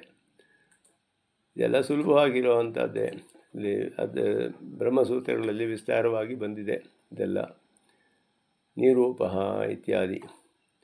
ನಿರೂಪೇ ಬಿಂಬಿತತ್ವಂ ಕ್ವನುಭವತಿ ಕಥಂ ರೂಪಶೂನ್ಯಸ್ಯ ತತ್ಸ್ಯಾತ್. ದರ್ಪಣಮುಖದೃಷ್ಟಾಂತೇನ ಪುರುಷಬುದ್ಧಿತತ್ವಯೋಃ ಬಿಂಬಪ್ರತಿಪನ್ನಭಾವಃ ಕಿಲ ಉಕ್ತಃ. ರೂಪರಹಿತವಾದ ವಸ್ತುವಿನಲ್ಲಿ ದರ್ಪಣಾದೋ ಬಿಂಬಿತತ್ವಂ ಪ್ರತಿಫಲಿತತ್ವಂ ಕ್ವನುಭವತಿ ಕುತ್ರ ವಾ ಸಂಭವತಿ. ಸರ್ವಾಂಶೇ ದೃಷ್ಟಾಂತದಾಷ್ಟಾಂತಿಕೆಯೋಃ ಸಾಮ್ಯಂ ಕುತ್ರಾಪಿ ನ ಸಂಭವತಿ. ಅನ್ಯಥಾ ಚಂದ್ರಮುಖಯೋರಪಿ ಸಾದೃಶ್ಯಂ ನ ವಕ್ತುಂ ಶಕ್ಯಂ. ನಹಿ ಚಂದ್ರವದೇವ ಮುಖಂ ವರ್ತುಲಾಕಾರಂ. ಅತಃ ಸರ್ವಾಂಶೇ ಸಾಮ್ಯಾಪಾದಾನಂ ದೃಷ್ಟಾಂತ ವೃತ್ತಾಂತ ಅನಭಿಜ್ಞತಾ ಕೃತಮಿತಿ ಚೇತ್ ಸತ್ಯಂ. ಅವರು ಹೇಳ್ತಾರೆ, ಸಾಮ್ಯ ಅನ್ನೋದು ಎಲ್ಲರಿದಲ್ಲೂ ಹೇಳೋಕ್ಕಾಗೋದಿಲ್ಲ. ನೀವು ಎರಡು ಪದಾರ್ಥಗಳಿಗೆ ಸಾಮ್ಯ ಅಂದರೆ ಯಾವುದೋ ಒಂದು ಆಕಾರದಲ್ಲಿ ಸಾಮ್ಯ ಹೇಳಬೇಕಷ್ಟೇ ಹೊರತು ಎಲ್ಲದರಲ್ಲೂ ಹೇಳೋಕ್ಕಾಗಲ್ಲ. ಆದ್ದರಿಂದ ಇದನ್ನು ಒಪ್ಕೊಳ್ಬಹುದು ಅಂತ ವಾದ ಮಾಡ್ತಾರೆ.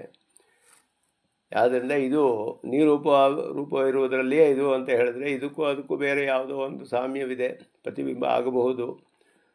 ಒಂದು ರೂಪದಲ್ಲಿ ಒಂದು ವಿಷಯದಲ್ಲಿ ಸಾಮ್ಯ ಇರುತ್ತೆ, ಒಂದೋ ಎರಡೋ ವಿಷಯದಲ್ಲಿ. ಎರಡು ಪದಾರ್ಥಗಳಿಗೆ ಸಾಮ್ಯ ಅನ್ನೋದು ಎಲ್ಲ ವಿಷಯದಲ್ಲೂ ಎಲ್ಲಿಯೂ ಕಂಡು ಬರೋದಿಲ್ಲ. ಅದನ್ನು ನಾವು ಅನೇಕ ಕಡೆ ಹೇಳ್ತೀವಿ. ಮೋಕ್ಷದಲ್ಲಿಯೂ ಪರಮ ಸಾಮ್ಯಾಪತ್ತಿ ಅಂದರೆ ಆನಂದಾನುಭವ ಮಾತ್ರವೇ ಸಾಮ್ಯ, ಹಾಗೆ ಹೇಳ್ತೀವಿ. ಮಿಕ್ಕಿದೆಲ್ಲ ಸಾಮ್ಯವಿಲ್ಲ ಬ್ರಹ್ಮನಿಗೂ ಮುಕ್ತನಿಗೂ. ಹಾಗೆ ಸಾಮ್ಯ ಯಾವುದೋ ಒಂದು. ಆದ್ದರಿಂದ ನೀವು ಹೇಳಿದ್ರೆ ಇಲ್ಲಿ ಹೇಳ್ತಾರೆ, ಉಚ್ಯತಾಂಭವತ ಏವ ಕಿಮಂಶೋಯಂ ದೃಷ್ಟಾಂತಹ. ಯಾವ ಅಂಶವಲ್ಲಿ ಸಾಮ್ಯ ಅಂತ ಹೇಳ್ತೀರಾ? ದರ್ಪಣೆ ಅವಿದ್ಯಮಾನ ಅಪಿ ತತ್ರ ವಿದ್ಯಮಾನ ಇವ ದೃಶ್ಯತೆ ಇತಿ ಅಂಶಃ ಅಯಂ ದೃಷ್ಟಾಂತಹ. ಇಲ್ಲದೇ ಇರೋದ್ರಲ್ಲೂ ಇದೆ ಅನ್ನೋದನ್ನು ತಿಳಿಸೋಕ್ಕಷ್ಟೇ ಈ ದೃಷ್ಟಾಂತ ಕೊಟ್ಟಿರೋದು. ರೂಪದಲ್ಲಿ ರೂಪ ಪ್ರತಿಬಿಂಬ ಅನ್ನೋದು ಮುಖ್ಯವಲ್ಲ ಇಲ್ಲಿ. ಏಕವಿಜ್ಞಾನೇನ ಸರ್ವವಿಜ್ಞಾನಂ ಹೇಳಿದ್ರಲ್ಲ, ಸರ್ವ ಮೃಣ್ಮಯಂ ವಿಜ್ಞಾತಂ ಸ್ಯಾತ್ ಅಂತ ಹೇಳಿದ್ರೆ, ಏಕೇನ ಮೃತ್ಪಿಂಡೇನ ಸರ್ವ ಮೃಣ್ಮಯಂ ವಿಜ್ಞಾತಂ ಸ್ಯಾತ್ ಅಂತ ಹೇಳಿದ್ರಲ್ಲ. ಬ್ರಹ್ಮನಿಗೂ ಮೃತ್ಪಿಂಡಕ್ಕೂ ಎಲ್ಲಿ ಸಾಮ್ಯ? ಮೃತ್ಪಿಂಡವು ಅಚೇತನ, ಜಡ. ಅದರಲ್ಲಿ ಎಲ್ಲ ಒಂದಾದ ನೋಡಿದ್ರೆ ಅದರ ವಿಕಾರ ತಿಳಿಬಹುದೇ ಹೊರತು ಮಿಕ್ಕ ಪದಾರ್ಥ ಹೇಗೆ ತಿಳಿಬಹುದು? ಮಣ್ಣನ್ನು ತಿಳಿದ್ರೆ ಬಟ್ಟೆ ತಿಳಿಯೋಕ್ಕಾಗೋದಿಲ್ಲ, ಬೇರೆ ತಿಳಿಯೋಕ್ಕಾಗೋದಿಲ್ಲ. ಈ ರೀತಿ ಎಲ್ಲ ವಾದ ಮಾಡಬಹುದು ಅಲ್ಲಿಯೂ. ಹಾಗೆ ವಾದ ಮಾಡಿದ್ರೆ ಅದು ಹೇಳೋದು ಒಂದು ತಿಳಿದ್ರೆ ಅನೇಕ ತಿಳಿಬಹುದು, ಅಷ್ಟೇ ಅಲ್ಲಿ ಉಪದೇಶ ಮಾಡಿರೋದು. ಮಣ್ಣಿಗೂ ಬ್ರಹ್ಮನಿಗೂ ಸಾಮ್ಯವಿಲ್ಲ, ಮೃತಿಗೆ ಅದು ವಿಕಾರವೂ ವಿಕಾರಕ್ಕೂ ಆ ರೀತಿ ಸಾಮ್ಯವಲ್ಲ. ಈ ರೀತಿ ನಾವು ಹೇಗೆ ಹೇಳ್ತೀವೋ ಆ ರೀತಿ ಇವರು ವಾದ ಮಾಡ್ತಾರೆ. ಇದೇನು ಹೇಳ್ತಿರೋದು ಅಂದರೆ, ಅಲ್ಲಿ ಒಂದು ತಿಳಿದ್ರೆ ಅನೇಕ ತಿಳಿಬೋದು ಅನ್ನೋ ಅಷ್ಟೇ ಅಲ್ಲಿ ಅಂಶ ನೋಡ್ಕೋಬೇಕು ನೀವು. ಬೇರೆ ಏನು ಅಲ್ಲಿ ದೃಷ್ಟಾಂತದಲ್ಲಿ ತಿಳಿಯೋದಿಲ್ಲ ಅಂತ ಹೇಳೋ ಹಾಗೆ ಇವರು ಅದೇ ರೀತಿ ಹೇಳ್ತಾರೆ. ದರ್ಪಣದಲ್ಲಿ ಇಲ್ಲದೇ ಇರೋದು ಇರೋ ಹಾಗೆ ಕಾಣುತ್ತಲ್ಲ, ಅದೇ ಅಷ್ಟೇ ನಮಗೆ ಬೇಕಾಗಿರೋದಿಲ್ಲಿ. ರೂಪವಸ್ತು ಅರೂಪವಸ್ತು ಅದೆಲ್ಲ ಬೇಕಾಗಿಲ್ಲ. ಇಲ್ಲದೇ ಇರೋದ್ರಲ್ಲಿ ಇರೋ ಹಾಗೆ ಕಾಣ್ತಿದೆಯೋ ಇಲ್ವೋ ಆ ಅಂಶನ ಗಮನಿಸ್ಕೊಳ್ಳಿ. ಅದರಲ್ಲಿ ದೃಷ್ಟಾಂತ ಹೇಳ್ತಾ ಇದ್ದೀವಿ. ಆದ್ದರಿಂದ ದೃಷ್ಟಾಂತದಾಷ್ಟಾಂತಿಕಯೋ ಮರ್ಯಾದಾ ವ್ಯವಸ್ಥಾ ಚಂದ್ರಮುಖವತ್ ಉಭಯ ಸಂಪ್ರತಿಪನ್ನತೆಯ ಇವ ಕರ್ತವ್ಯ. ಚಂದ್ರಮುಖವತ್ ಅಂತ ಹೇಳೋದು ಪ್ರಸಿದ್ಧವಾಗಿದೆ. ಅಲ್ಲಿಯೂ ಹಾಗೆಯೇ ಎರಡು ಏನು ಸಾಮ್ಯವಿಲ್ವಲ್ಲ, ಎಲ್ಲ ಆಕಾರದಲ್ಲಿ ಯಾವುದೋ ಒಂದು ಆಕಾರದಲ್ಲಿ ಸಾಮ್ಯ. ಆದ್ದರಿಂದ ತತ್ ಕರ್ತು ನ ಶಕ್ಯತೆ ಚೇತ್ ದೂಷಣಂ ಅನಿವಾರ್ಯಮೇವ. ಭವದುಕ್ತಃ ಬಿಂಬ ಪ್ರತಿಬಿಂಬ ಭಾವಸ್ತು ಲೋಕದೃಷ್ಟ್ಯ ರೂಪವತೋಹೋ ಏವ. ನೀವು ಹೇಳೋ ಬಿಂಬ ಪ್ರತಿಬಿಂಬದಲ್ಲಿ ರೂಪ ಇರೋ ಪದಾರ್ಥಕ್ಕೆ ಹೇಳಬೇಕು ನೀವು. ಯಾಕೆ ಅಂದರೆ ನೀರೂಪೇ ಬಿಂಬತತ್ವಂ ಕಥಂ ಅಂತ ಹೇಳ್ತಾ ಇದ್ದೀವಿ ಅಂದರೆ, ಬಿಂಬಿತತ್ವಂ ಏವಂ ನೀರೂಪಸ್ಯ ಬಿಂಬ ಪ್ರದರ್ಶಕತ್ವಂ ಯಥಾ ನ ಭವತಿ ತಥೈವ ರೂಪಶೂನ್ಯಸ್ಯ ತತ್ ಬಿಂಬಿತತ್ವಂ ಕಥಂ ಸ್ಯಾತ್. ಎರಡು ವಿಧವಾಗಿಯೂ ನಿಮಗೆ ದೋಷ ಬರುತ್ತೆ ಅಂತ ಹೇಳಿದ್ವಿ. ಮುಖದಲ್ಲಿ ಕನ್ನಡಿಯಲ್ಲಿ ಜೀವನ ಪ್ರತಿಬಿಂಬ, ಅದರ ಒಂದು ಧರ್ಮ ಇವನಿಗೆ ಬರಬೇಕು. ಇವನು ರೂಪಶೂನ್ಯ, ಅದೂ ರೂಪಶೂನ್ಯ. ಎರಡು ರೂಪಶೂನ್ಯಗಳಲ್ಲಿ ಹೇಗೆ ಹೇಳಕ್ಕೆ ಸಾಧ್ಯ ನೀವು? ಪರಸ್ಪರ ಬಿಂಬ ಪ್ರತಿಬಿಂಬ ಭಾವ ಅನ್ನೋದೇ ಇಲ್ಲಿ ಕೇಳ್ತಿದ್ದಾರೆ. ನಿರೂಪೇ ಬಿಂಬಿತತ್ವಂ ಕಥಂ ಅಂತ. ರೂಪಶೂನ್ಯಸ್ಯ ಕಥಂ ಸ್ಯಾತ್ ಮುಖಂ ಕಿಲ ರೂಪವತ್. ಅದರಿಂದ ಒಂದಕ್ಕೆ ರೂಪ ಇರಬೇಕು. ಚಂದ್ರಮುಖ ಅಂತ ಹೇಳಿದಾಗ ಚಂದ್ರನಂತೆ ಮುಖ ಅಂದರೆ ಅದು ಮುಖವಲ್ಲ, ಅದು ಬೇರೆ ರೀತಿ ಇದೆ, ಅದಕ್ಕೆ ಬೇರೆ ಧರ್ಮಗಳಿರ್ಬೋದು. ಆದರೆ ಒಂದರನ್ನು ನೋಡಿ ನಾವು ತಿಳಿಬಹುದಲ್ಲ. ರೂಪವತಿ ಮುಖಂ ಕಿಲ ರೂಪವತಿ ಏವಂ ದರ್ಪಣೋಪಿ ರೂಪವಾನ್ ಅವ್ರು ಹೇಳ್ತಾರೆ. ಅತಃ ರೂಪವತೋ ಮುಖಾದೇಹೆ ರೂಪವತಿ ದರ್ಪಣಾದೌ ಪ್ರತಿಬಿಂಬಂ ದೃಶ್ಯತೆ. ಇಲ್ಲಿ ನಾವು ಹೇಳೋದು ದರ್ಪಣದಲ್ಲಿ ರೂಪವಿರುವ ಪದಾರ್ಥ ಅದರಿಂದ ಕಂಡು ಬರ್ತಾ ಇದೆ. ಪ್ರಕೃತೆ ಆತ್ಮನಃ ಬುದ್ಧಿತತ್ವಸ್ಯ ಚ ನಿರೂಪತ್ವಾತ್ ಕಥಂ ಬಿಂಬ ಪ್ರತಿಬಿಂಬ ಭಾವ ಅವಿದ್ಯಮಾನೋಪಿ ಇತಿ ಕಥನಮಾತ್ರಾತ್ ಪ್ರಕೃತಿಪುರುಷಯೋಃ ಸಂಬಂಧಃ ಕಥಂ ಅವಿದ್ಯಮಾನಃ ಭವೇತ್. ಇಲ್ಲದೆ ಹೋದರೂ ಇರೋ ಹಾಗೆ ಕಾಣಿಸ್ತಾ ಇದೆ ಅಂತ ಹೇಳಿದ್ರೆ ಇಲ್ಲದೇ ಇರೋದು ಹೇಗೆ ಸಾಧ್ಯ? ಇದೆಯಲ್ಲ ಸಂಬಂಧ. ಪ್ರಕೃತಿ ಪುರುಷರ ಸಂಬಂಧ ಅನುಭವಿಸ್ತಾ ಇದ್ದಾರಲ್ಲ ಎಲ್ಲರೂ ಸೇರಿ, ಸುಖ ದುಃಖನ. ಅದು ಯಾರು ಇಲ್ಲ ಅಂತ ಸುಳ್ಳು ಅಂತ ಹೇಳೋಕ್ಕಾಗೋದಿಲ್ಲ. ಶರೀರೇ ಕಿಲ ಆಪಾದಮಸ್ತಕಂ ಚೈತನ್ಯಂ ಓತಪ್ರೋತಮನುಭೂಯತೆ. ಇದು ಹೇಗೆ ಸಾಧ್ಯ ಅಂತ ಕೇಳ್ತೀವಿ. ಅದು ವಿಭು ಆದ್ದರಿಂದ ಅಂತ ಹೇಳ್ತಾರೆ. ಹೇಗೆ ಶರೀರದಲ್ಲೆಲ್ಲ ಅನುಭವ ಬರೋಕ್ಕೆ ಸಾಧ್ಯ? ಅತಃ ಕಥಂ ಬಿಂಬ ಪ್ರತಿಬಿಂಬ ಭಾವ ನಿರ್ಲೇಪೆ ಲೇಪಶೂನ್ಯೆ ಅತ್ಯಂತ ಉದಾಸೀನೆ ಭವನ್ಮತೆ ಸ್ವತಃ ಮುಕ್ತೆ ಚೈತನ್ಯ ರೂಪೇ ಆತ್ಮನಿ ಸಂಸ್ಕೃತಿ ಕೀದೃಶಿ ಭವೇತ್. ಅದಕ್ಕೆ ಮೇಲೆ ಶುದ್ಧನಾದವನು, ನಿರ್ಲೇಪನಾದವನು, ಅವನು ಅತಿವಿಶದ ಅತ್ಯಂತ ಸ್ವಚ್ಛ ಅಂತ ಅರ್ಥ. ನಿಷ್ಕ್ರಿಯಶ್ಚ ಲೇಶತೋಪಿ ಚಲನಶೂನ್ಯ ನಿರ್ಗುಣ ಚೈತನ್ಯ ಮಾತ್ರ ರೂಪ. ಯಾವ ಧರ್ಮಗಳು ಇಲ್ಲ ಇವನು, ಹಾಗೆ ನಿರ್ವಿಶೇಷ ಆತ್ಮ, ಚಿನ್ಮಾತ್ರ ಆತ್ಮ. ಏಷಚೇತನ ಕಥಂ ಮುಖ್ಯತೆ, ಮೋಹ ಹೇಗೆ ಉಂಟಾಗುತ್ತೆ ಇವನಿಗೆ? ಅದು ಸಂಸಾರ ಮೋಹ ಕಲುಷಿತ ಸ್ವಭಾವಸ್ಯ ಭವೇತ್. ಯಾವುದೋ ಒಂದು ದೋಷವಿದ್ದರೆ ಮೋಹ ಬರುತ್ತೆ. ಅವಿದ್ಯೆ ಅನ್ನುವ ದೋಷವನ್ನು ಅದಕ್ಕೆ ಅವರು ಒಪ್ಕೊಂಡ್ರು ಅದ್ವೈತದಲ್ಲಿ. ಆ ದೋಷದಿಂದ ಇವನಿಗೆ ಪ್ರಪಂಚ ಕಾಣಿಸ್ತಾ ಇದೆ ಅಂತ. ದೋಷವೇ ಇಲ್ಲದೆ ಇವನಿಗೆ ಹೇಗೆ ಉಂಟಾಗುತ್ತೆ ಈ ಸಂಸಾರ ಭಾವ? ಸ್ವಚ್ಛಸ್ಯ ಅಸಂಗ ಉದಾಸೀನ ಸ್ವಭಾವಸ್ಯ, ಬರೋಕ್ಕೆ ಸಾಧ್ಯವಿಲ್ಲ ಅನ್ನೋದು. ಯದಿ ತಾದೃಶಸ್ಯಾಪಿ ತತ್ತಾದೃಶಸ್ಯಾಪಿ ಮೋಹ ನಿತ್ಯಂ ಕಿಂವ ಮುಖ್ಯತೆ, ಆವಾಗ ನಿತ್ಯವಾಗಬೇಕು ಮೋಹ, ಹೋಗೋಕ್ಕೆ ಸಾಧ್ಯವೇ ಇರುವುದಿಲ್ಲ. ಹಾಗಿದ್ದರೂ ಕೂಡ ಅವನಿಗೆ ಮೋಹವಾದರೆ ಮುಕ್ತ್ಯವಸ್ಥಾಯಾಮಪಿ ತಸ್ಯ ತಾದೃಶ ಸ್ವಚ್ಛ ಸ್ವಭಾವತ್ವಾತ್ ಮೋಹ ಕುತೋ ನ ಭವೇತ್. ಮುಕ್ತಿ ಆದಮೇಲೂ ಮತ್ತೆ ಮೋಹ ಬರಬಹುದಲ್ಲ. ಯಾಕೆ ಅಂದರೆ ಮುಕ್ತಿ ಆಗೋಕ್ಕೆ ಮೊದಲೂ ಶುದ್ಧನಾಗಿದ್ದ, ಮುಕ್ತಿ ಆದಮೇಲೂ ಅದೇ ಅವಸ್ಥೆಯಲ್ಲಿದ್ದಾನೆ. ಆ ಅವಸ್ಥೆಯಲ್ಲಿ ಇವನಿಗೆ ಮೋಹ ಬಂತು, ಮುಕ್ತಿ ಆದಮೇಲೂ ಈ ಅವಸ್ಥೆಯಿಂದ ಯಾಕೆ ಮೋಹ ಬರಬಾರ್ದು? ಈ ಪ್ರಶ್ನೆಯೂ ಬರುತ್ತೆ. ಇದೆಲ್ಲ ಒಂದಾದ ಮೇಲೊಂದು. ಇದಕ್ಕೆ ಪ್ರಕೃತಿಯ ಮೋಹಿತ ಸಂಸಾರಿ ಪ್ರಕೃತೆ ಸ್ವಸ್ಯ ಚ ಭೇದ ಅಜ್ಞಾನಾತ್ ದುಃಖಮನುಭವತಿ. ಪ್ರಕೃತೆ ಭಿನ್ನಮಾತ್ಮಾನಂ ಸಾಕ್ಷಾತ್ ಕರೋತಿ ಪುನಃ ತಾದೃಶಮೋಹ ನ ಭವೇದೇವ ಇತಿ ಮುಕ್ತೋ ಭವತಿ ಚೇತ್ ಇತರೈಃ ಉಪದಿಭಿಃ ಭೇದಂ ಕಥಂ ವಾ ಶರೀರಾದಿ ಉಪಾದಿಭಿಃ ಭೇದಂ ವಾ ಕಥಂ ವೇತ್ತು ಜಾನೀಯಾತ್. ಅಥವಾ ಇತರೈಃ ಉಪದಿಭಿಃ ಕಿಂ ವಾ ನ ಮುಖ್ಯತೆ ಇತಿ ಪೂರ್ವೇಣ ಅನ್ವಯ. ಎರಡೂ ಹೇಳ್ಬೋದು. ವಿವೇಕವೂ ಹೇಗೆ ತಿಳ್ಕೊಳ್ತಾನೆ, ಅಥವಾ ಮೋಹವನ್ನು ಯಾಕೆ ಅವನಿಗೆ ಮುಂದುವರಿಬಾರ್ದು.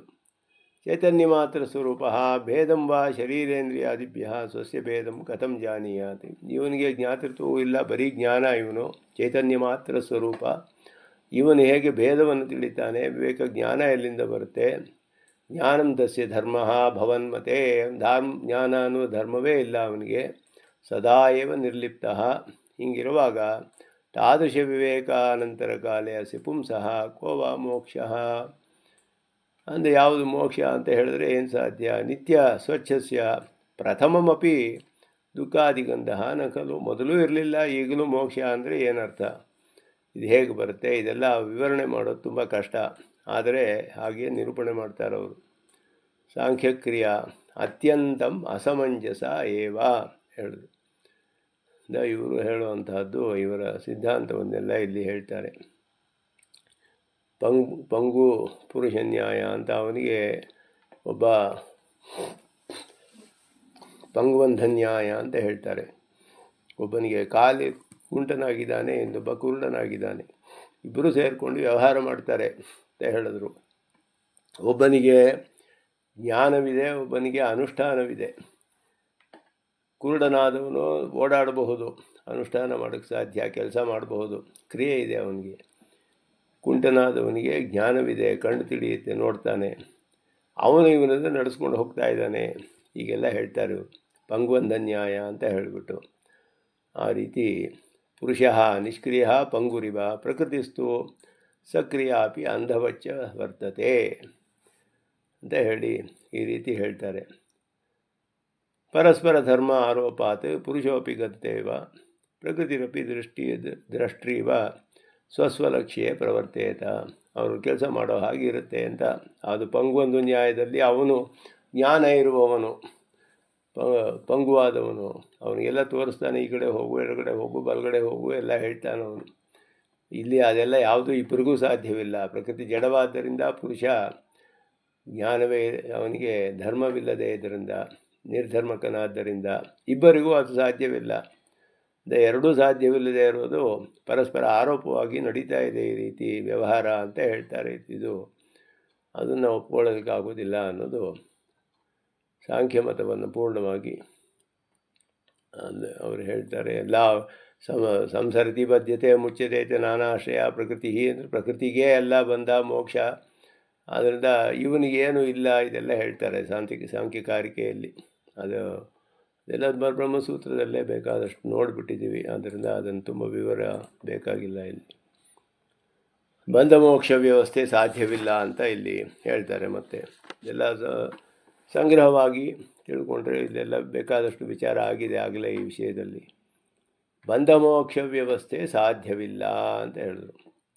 ವ್ಯಾಪಿನ್ಯೇಕಾಪಿ ಸಾಂಖ್ಯೈ ಪ್ರಕೃತಿರಭಿಹಿತ ಸರ್ವ ಸಾಧಾರಣೀ ಸಾ ವ್ಯಾಪ್ತ ಜೀವಾಶ್ಚ ಸರ್ವೇ ಪ್ರಕೃತಿ ಪರಿಣತಿರ್ಭೋಗ ಯೇಷಾಮಭೀಷ್ಟ.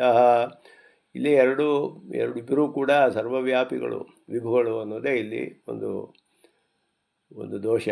ಆದ್ದರಿಂದ ಅವರು ತತ್ವ ನಿರೂಪಣೆ ಮಾಡಿರೋದು ಹಾಗೆ. ಜೀವನು ವ್ಯಾಪಿ ಅನ್ನೋದು ಕೂಡ ಅನುಮಾನದಿಂದಲೇ ಊಹೆ ಮಾಡಬೇಕು ಅವರು. ಅದಕ್ಕೆ ಪ್ರಮಾಣ ಅನ್ನೋದು ಬೇರೆ ಯಾವುದು ಸಿಗೋದಿಲ್ಲ. ಶ್ರುತಿಯಂತೆ ಪ್ರಮಾಣವಿಲ್ಲ.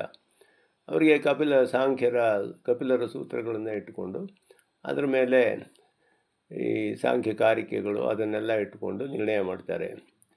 ಸರ್ವೇ ಸರ್ವಸ್ಯ ಭೋಗಾ ಸ್ಯುಹು ಇಹ ತತ ಇಮೆ ಸನ್ನಿಧಾನಾದಿ ಸಾಮ್ಯಾತ್ ಬುದ್ಧಿ ಇಚ್ಛಾದ್ಯಂ ಚ ಸರ್ವಂ ಪ್ರಕೃತಿಗತಂ ಅಥೋ ನ ವ್ಯವಸ್ಥಾ ತಥೋಪಿ. ಬಂಧ ಮೋಕ್ಷದ ವ್ಯವಸ್ಥೆ ಹೇಗೆ ಬರುತ್ತೆ ನಿಮಗೆ ಅಂತ ಕೇಳ್ತಾರೆ ಇಲ್ಲಿ. ಬಂಧ ಮೋಕ್ಷದ ವ್ಯವಸ್ಥೆಯೇ ಬರೋದಿಲ್ಲ. ಪ್ರಕೃತಿ ಏಕಾ ವ್ಯಾಪಿನಿ ಅಭಿಹಿತ. ಒಂದೇ ಪ್ರಕೃತಿ ಇರೋದು. ಎಲ್ಲ ಜೀವರಿಗೂ ಅದರ ಸಾಮೀಪ್ಯವೇ ಉಂಟಾಗಬೇಕು. ಎಲ್ಲರೂ ವಿಭುಗಳು. ಪ್ರಕೃತಿಯೂ ವಿಭು. ಒಬ್ಬನ ದುಃಖ ಇನ್ನೊಬ್ಬನಿಗೆ ಯಾಕೆ ಬರೋದಿಲ್ಲ? ಅವನಿಗೂ ಈ ಪ್ರಕೃತಿಯ ಸಾಮೀಪ್ಯವೇ, ಇವನಿಗೂ ಇದೇ ಪ್ರಕೃತಿಯ ಸಾಮೀಪ್ಯ. ಎರಡೂ ಎಲ್ಲರಿಗೂ ಒಂದೇ ಪ್ರಕೃತಿ ಇರೋದು.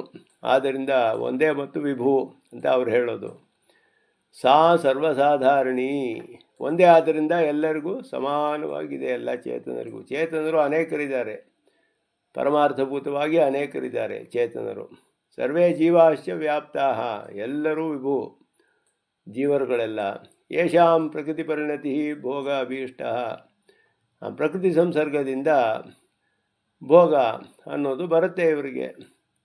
ಪ್ರಕೃತಿ ಪರಿಣತಿ ಭೋಗ ಅಭೀಷ್ಟ. ಅವ್ರಿಗೆ ಬಂದಿದೆ, ಅದು ಅನುಭವಿಸ್ತಾ ಇದ್ದಾರೆ. ತತಃ ಇಹ ಸನ್ನಿಧಾನಾದಿ ಸಾಮ್ಯಾತ್. ಎಲ್ಲರಿಗೂ ಒಂದೇ ಸನ್ನಿಧಾನ. ಪ್ರಕೃತಿಯ ಸನ್ನಿಧಾನ ಅನ್ನೋದು ಎಲ್ಲ ಪುರುಷರಿಗೂ ಒಂದೇ ಪ್ರಕೃತಿಯ ಸನ್ನಿಧಾನ ಆಗಿದೆ. ಎಲ್ಲರೂ ವಿಭುಗಳು. ಆದ್ದರಿಂದ ಇಮೆ ಸರ್ವೇ ಭೋಗಾ ಸರ್ವಸ್ಯ ಸ್ಯುಹು. ಇದನ್ನು ಬ್ರಹ್ಮಸೂತ್ರದಲ್ಲಿ ಭಾಷಿಕಾರರು ಇದನ್ನು ತೋರಿಸ್ತಾರೆ, ಈ ದೋಷವನ್ನು. ಎಲ್ಲರಿಗೂ ಎಲ್ಲ ದೋಷಗಳು, ಎಲ್ಲ ಸುಖ ದುಃಖ ಅನುಭವಗಳು ಬರಬೇಕು. ಯಾಕೆ ಅಂದರೆ ಒಂದೇ ಪ್ರಕೃತಿ ಇರೋದು.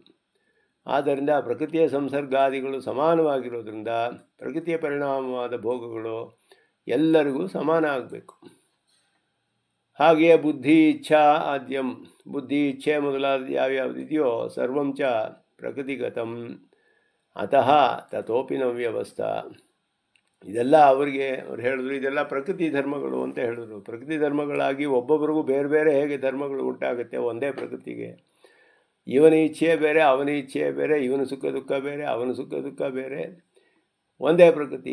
ಇದೆಲ್ಲ ಬರೋದು ಪ್ರಕೃತಿಗೆ ಅಂತ ಹೇಳಿದ್ರು, ಜೀವನಿಗೆ ಇಲ್ಲ. ಇದೆಲ್ಲ ಬಹಳ ಕಷ್ಟ ಹೇಳೋದು. ಮತದಲ್ಲಿ ಪ್ರಕೃತಿಯ ಧರ್ಮಗಳೇ ಹೊರತು ಪುರುಷನ ಧರ್ಮವಲ್ಲ. ಆದ್ದರಿಂದ ಅವುಗಳ ಭೇದದಿಂದಲೂ ಸುಖಾದಿಭೋಗ ವ್ಯವಸ್ಥೆ ಸಮರ್ಥಿಸೋಕ್ಕಾಗೋದಿಲ್ಲ. ಅದರಿಂದ ಅನೇಕ ಆತ್ಮವನ್ನು ಒಪ್ಕೊಂಡು ಸುಖ ದುಃಖಾದಿಗಳು ವಿಲಕ್ಷಣವಾಗಿರುತ್ತೆ. ಆದ್ದರಿಂದ ಅನೇಕ ಒಪ್ಕೋಬೇಕು. ಇದು ಕೂಡ ಅನುಮಾನದಿಂದಲೇ ಒಬ್ಬೊಬ್ಬರಿಗೂ ಬೇರೆ ಸುಖ ದುಃಖ ವ್ಯವಸ್ಥೆ ಇರೋದ್ರಿಂದ ಒಂದೊಂದು ದೇಹದಲ್ಲೂ ಒಬ್ಬ ಆತ್ಮ ಇರಬೇಕು. ಆದ್ದರಿಂದ ಆತ್ಮರುಗಳು ಅನೇಕವಾಗಿದ್ದಾರೆ ಅಂತ ಹೇಳ್ತಾರೆ. ಅವರ ಮತದಲ್ಲಿ ಸುಖ ದುಃಖಾದಿಗಳು ಪ್ರಕೃತಿಯ ಧರ್ಮ, ಪುರುಷನ ಧರ್ಮವಲ್ಲ. ನಿರ್ವಿಶೇಷ ಚೈತನ್ಯ ಮಾತ್ರ ಇವನು. ಜಗತ್ತಿಗೆಲ್ಲ ಒಂದೇ ಪ್ರಕೃತಿ, ಎಲ್ಲರೂ ವಿಭು.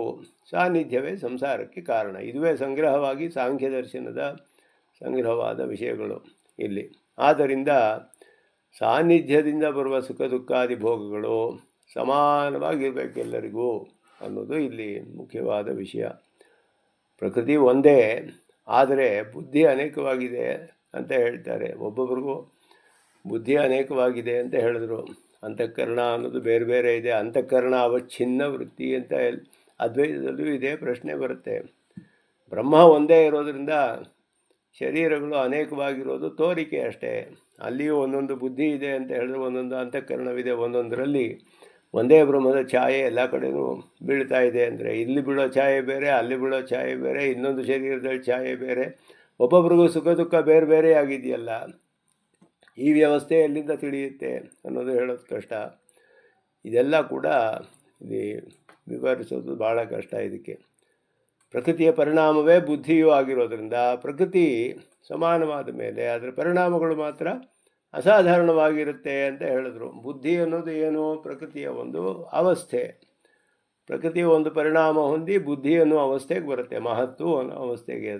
ಅದು ಅಂತಃಕರಣ ರೂಪದಲ್ಲಿ ಇದೆ. ಇದು ಎಲ್ಲರಿಗೂ ಕೂಡ ಎಲ್ಲ ಒಂದೇ ಪ್ರಕೃತಿಯ ಪರಿಣಾಮವಾದ ಬುದ್ಧಿಯ ಎಲ್ಲರಿಗೂ ಸಮಾನ. ಅದರಲ್ಲಿಯೇ ಆರೋಪಣೆ ಮಾಡಬೇಕು ಅವರೆಲ್ಲರೂ. ಅದರ ತಮ್ಮನ್ನು ಪ್ರತಿಬಿಂಬವನ್ನು ಅಲ್ಲಿ ನೋಡಿ ಅದರ ಧರ್ಮವನ್ನು ತಮ್ಮ ಮೇಲೆ ಹಾಕ್ಕೊಂಡು ಹೀಗೆ ಮಾಡಬೇಕು. ಇದೆಲ್ಲ ಕೂಡ ಅದೃಷ್ಟದಿಂದ ಆಗುತ್ತೆ ಅಂತ ಹೇಳಿದ. ಅದೃಷ್ಟ ಪುರುಷನ ಧರ್ಮವಾಗಲ್ಲ, ಪ್ರಕೃತಿಯ ಧರ್ಮವ. ಅದೃಷ್ಟಿಯ ಅವಸ್ಥೆಗೆ ಕಾರಣ ಹೇಳೋಕ್ಕಾಗೋದಿಲ್ಲ. ಇದನ್ನು ವೈಶೇಷಿಕರು ಹೇಳ್ತಾರೆ. 2 ಅಣುಗಳು ಪರಮಾಣುಗಳು ಹೇಗೆ ಸೇರುತ್ತೆ ಜಗತ್ ಸೃಷ್ಟಿಗೆ? 2 ಪರಮಾಣುಗಳು ಸೇರಿ 3 ದ್ವಣಿಕೆಗಳು ಸೇರಿದ್ರೆ ತ್ರಿಣುಕವಾಗುತ್ತೆ. ಪರಮಾಣು ನಿರವಯವಿ, ಮೂಲ ಕಾರಣ, ಅದಕ್ಕೆ ವಿಕಾರ ಇಲ್ಲ. ನಿರವಯವಿ ಆದ್ದರಿಂದ ಅವಯವಿಗೆ ಮಾತ್ರವೇ ವಿಕಾರ ಉಂಟು, ಕಾರ್ಯ ಉಂಟು ಮಾಡೋಕ್ಕಾಗೋದಿಲ್ಲ. ಆದರೆ 2 ಪರಮಾಣುಗಳು ಸೇರಿಬಿಡುತ್ತೆ ಹೆಂಗೋ ಯಾವುದೋ ಅದೃಷ್ಟದಿಂದ. ಪರಮಾಣುಗಳ ಅದೃಷ್ಟವೇ, ಈ ಜೀವರ ಅದೃಷ್ಟವೇ? ಇದೆಲ್ಲ ಪ್ರಶ್ನೆ ಅಲ್ಲಿ ಬ್ರಹ್ಮಸೂತ್ರದಲ್ಲಿ ಅದು ಹಾಕ್ತಾರೆ. ಅದೃಷ್ಟ ಅನ್ನೋದು ಅದ್ರ ಮೇಲೆ ಒಂದು ಸೂತ್ರ ಹಾಕಿದ್ದಾರೆ ಬಾದರಾಯಣರು.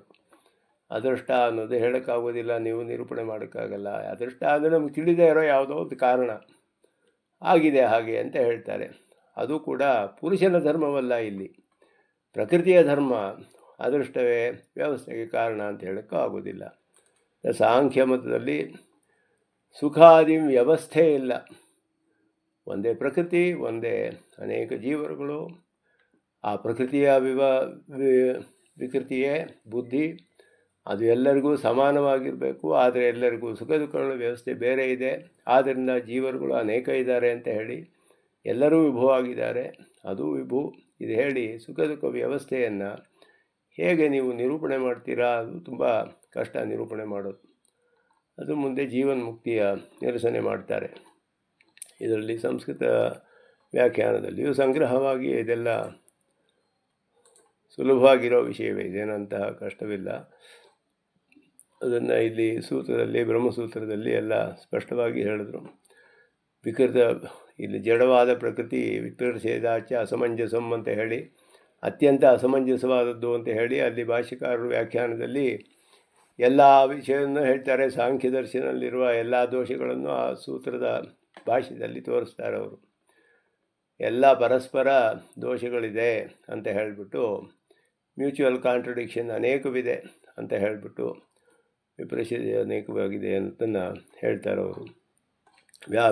ವ್ಯಾಪಿನಿ ಏಕಾಪಿ ಸಾಂಖ್ಯೈಹಿ ಅಂತ ಆರಂಭಿಸ್ತಾರೆ ಅದನ್ನು.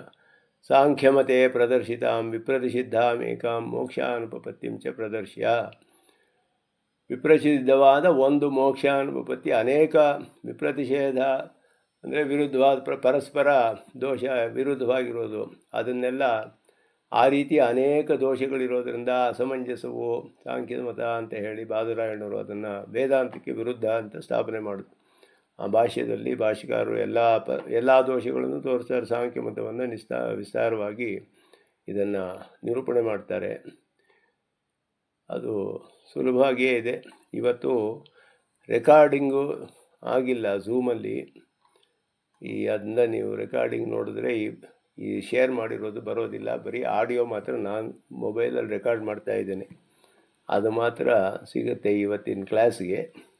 ಅದರಿಂದ ಇದನ್ನು ಇಲ್ಲಿಗೆ ನಿಲ್ಲಿಸ್ಕೊಳ್ಳೋಣ. ಇವತ್ತು ಮುಂದಿನ ಕ್ಲಾಸಲ್ಲಿ ಮುಂದುವರಿಸೋಣ ಅಂತ ಹೇಳಿ ನಮಸ್ಕಾರಗಳನ್ನು ತಿಳಿಸಿ ನಿಲ್ಲಿಸ್ಕೊಳ್ತೀನಿ. ಕವಿತಾರ್ಕಿಕ ಸಿಂಹಾಯ ಕಲ್ಯಾಣ ಗುಣಶಾಲಿನಿ ಶ್ರೀಮತೆ ವೆಂಕಟೇಶಾಯ ವೇದಾಂತ ಗುರುವೇ ನಮಃ. ಜನಿಮಾಂತ ಮಹಾದೇಶಿಕಾಯ ನಮಃ. ಓಂ ಶ್ರೀಕೃಷ್ಣ ಅರ್ಪಣಮಸ್ತು. ಅದರಲ್ಲಿ ಗೂಗಲ್ ಸ್ಪೇಸ್ ಆಗಿಬಿಟ್ಟಿದೆ ಡ್ರೈವಲ್ಲಿ ಅಂತ ಮೆಸೇಜ್ ಬಂತು, ಎರರು ಝೂಮಲ್ಲಿ. ಅದರಿಂದ ರೆಕಾರ್ಡ್ ಆಗಿಲ್ಲ, ಇದು ವಿಡಿಯೋ ರೆಕಾರ್ಡ್ ಆಗಿಲ್ಲ.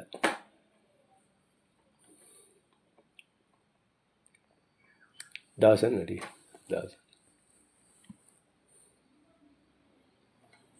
ಇಲ್ಲಿಗೆ ನಿಲ್ಲಿಸ್ಕೊಡ್ತೇನೆ. ಓಂ ಶ್ರೀ ಕೃಷ್ಣ ಅರ್ಪಣಮಸ್ತು.